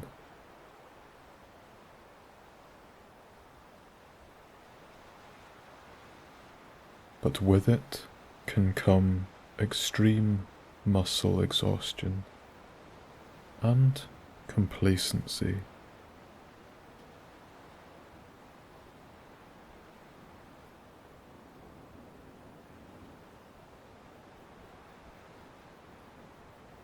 Being very cautious, you take the strain with your legs and control your movement as best you can, scanning the slopes and paths ahead, looking much further ahead than where you are.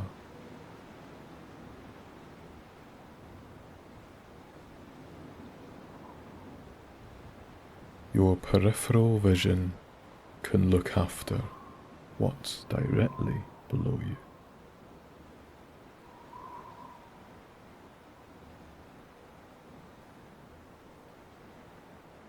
The gradient of the slopes are much more obvious now you're looking straight down them.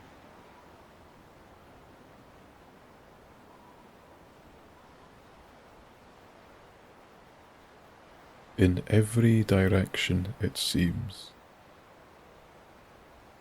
the world plummets towards a common point, far, far below.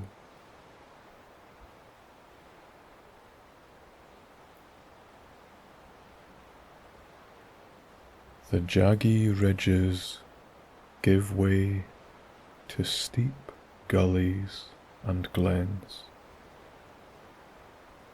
narrow glacial passes, and sheer scree shoots and runs.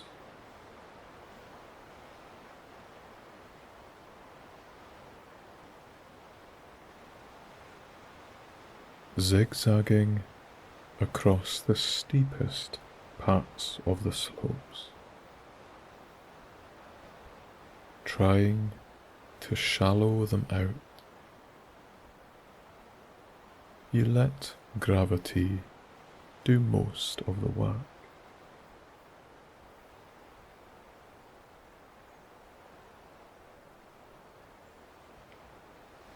Above and behind you, you can see the sky darken at the summit.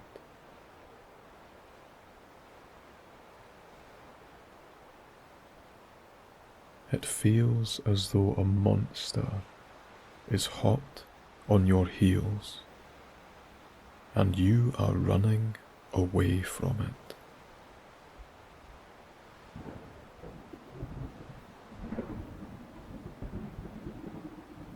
At the base of the mountain, to the south, the direction in which you are headed, the trees and moors feel scarcely any closer.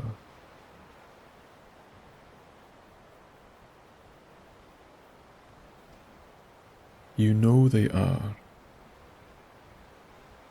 It's just ill perspective.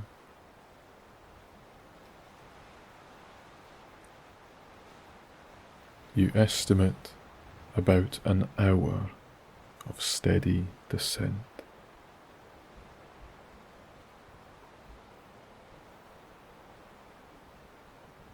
Goosebumps raise on your forearms.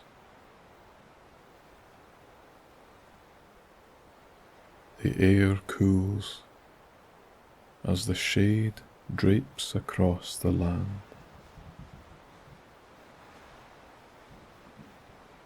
The clouds and the rain are coming.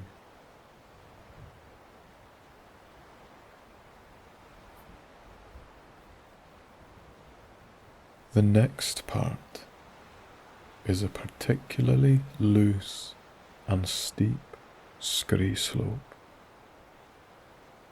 which leads almost to the very base of the mountain.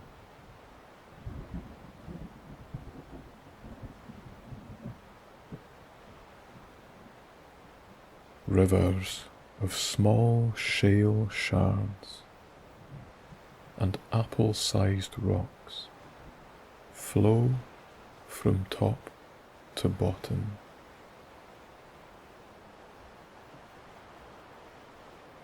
The result of hundreds of years' worth of summit erosion and landslides.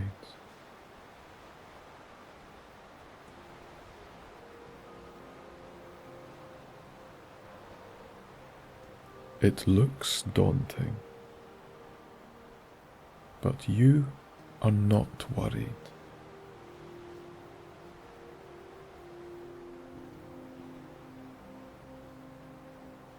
With a wee, wry smile,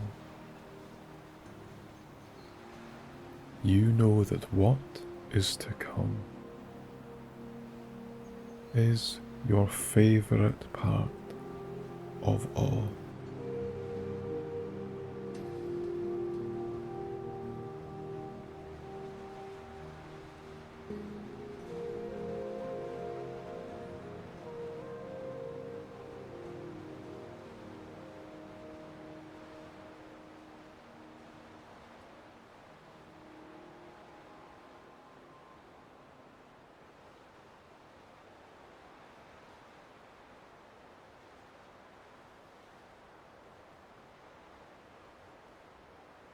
Kneeling down, tucking in your bootlaces, and ensuring they're as tight as is comfortable. You give yourself a wee shake in preparation for what you are about to do.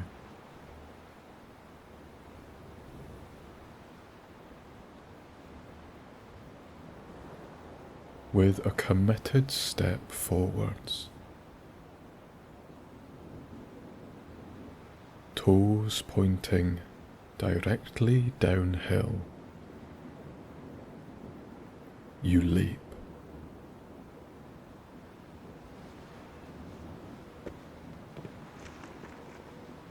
And then, crashing through the scree, each boot sinking through the loose surface, you surf down the mountain, footstep after footstep.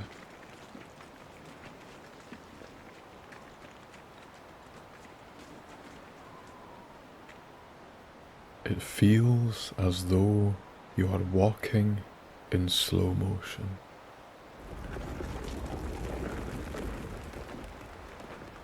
Every step you take carries you a dozen or so feet down the coolings.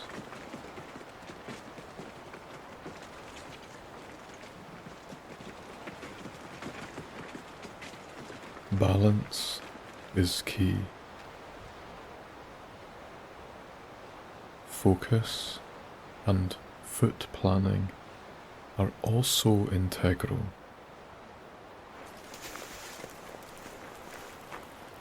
But confidence and the knowledge you can flow with the land rather than resist it is absolutely paramount.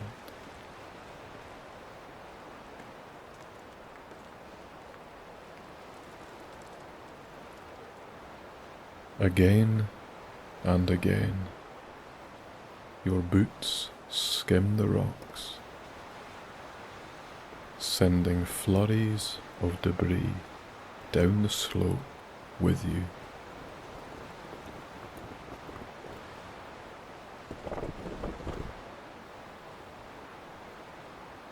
You try your best not to dislodge too much,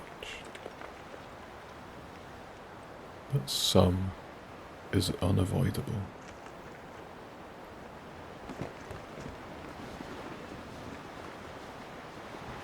After a few moments, you're moving with such a pace.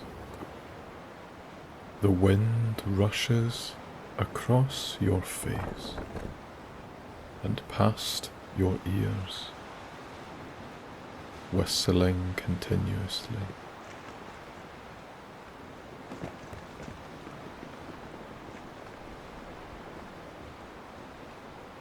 It's unbelievable how much progress you can make in so little time.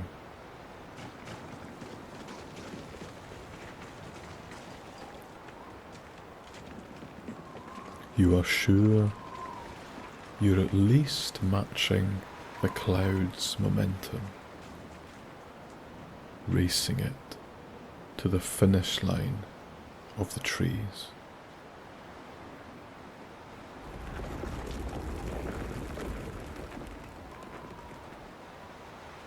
Before long, the scree turns to scattered heather shrubs and long mountain grasses, and the gradient levels out steadily.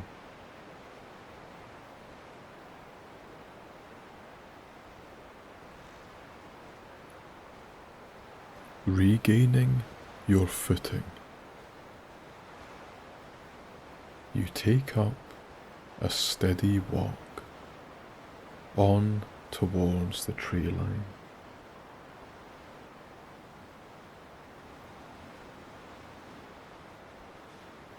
In such little time, the air feels so much warmer and lusher, purely by being a few thousand feet nearer sea level.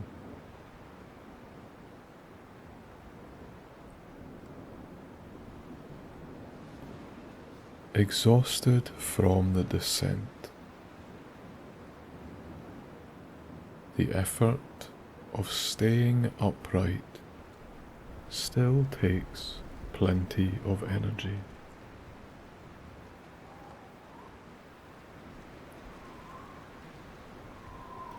With a hot face, perspiration on your brow, and an admitted slight ache in the knees, you pause for a brief rest.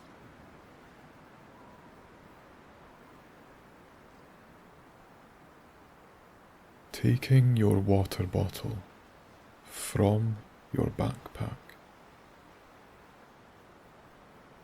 you attempt to scatter the spinning stars from your head with a drink.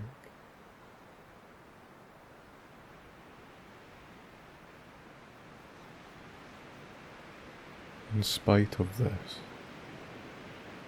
you float in a wee world of your own for a moment, losing sense of time,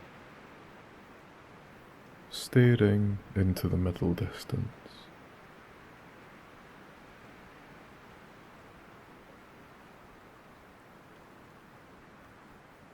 Something catches your eye down by the tree line.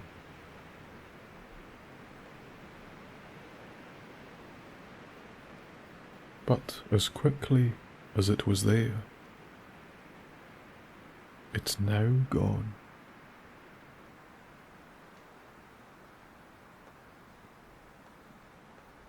You didn't make direct eye contact, but you thought you saw a flash of purple. Or was it a sort of glow? You aren't sure.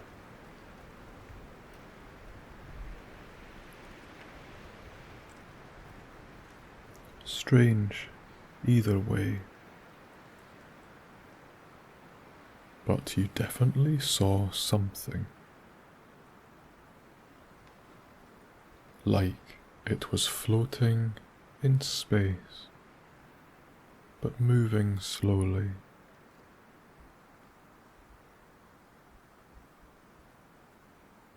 Or were you just imagining things?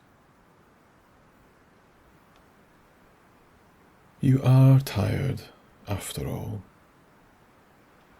and a bit spaced out from the effort of descent.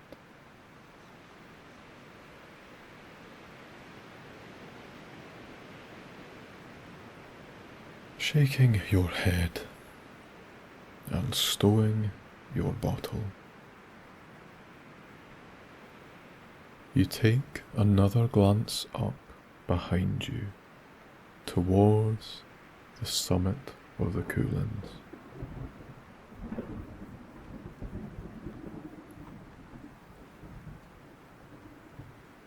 Those clouds are well and truly engulfing the peaks.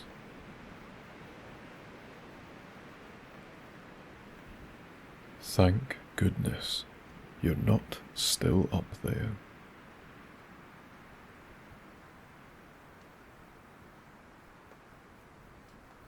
But again, if you don't find shelter soon, you may still find yourself a little colder and wetter than is ideal.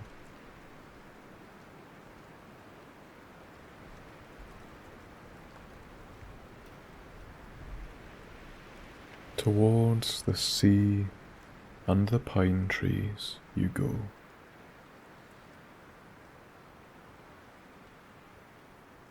The afternoon has passed, and the evening looms ever closer.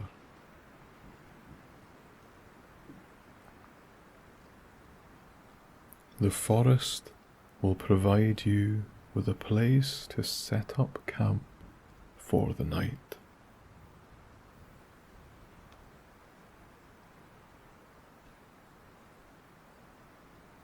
You make a list of things in your mind of what you must do.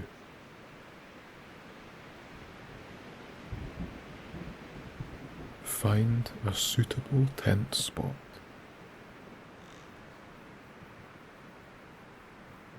Locate some food, potentially fish.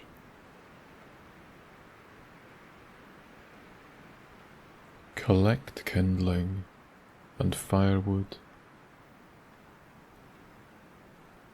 and refill your water.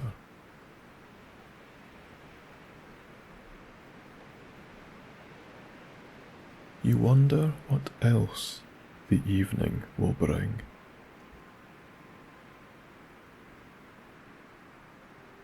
You suppose you shall soon find out.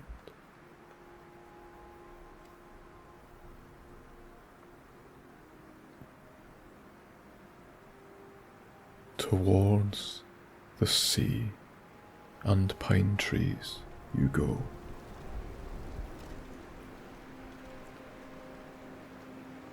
The scent of salty sea breeze beckoning you ever closer.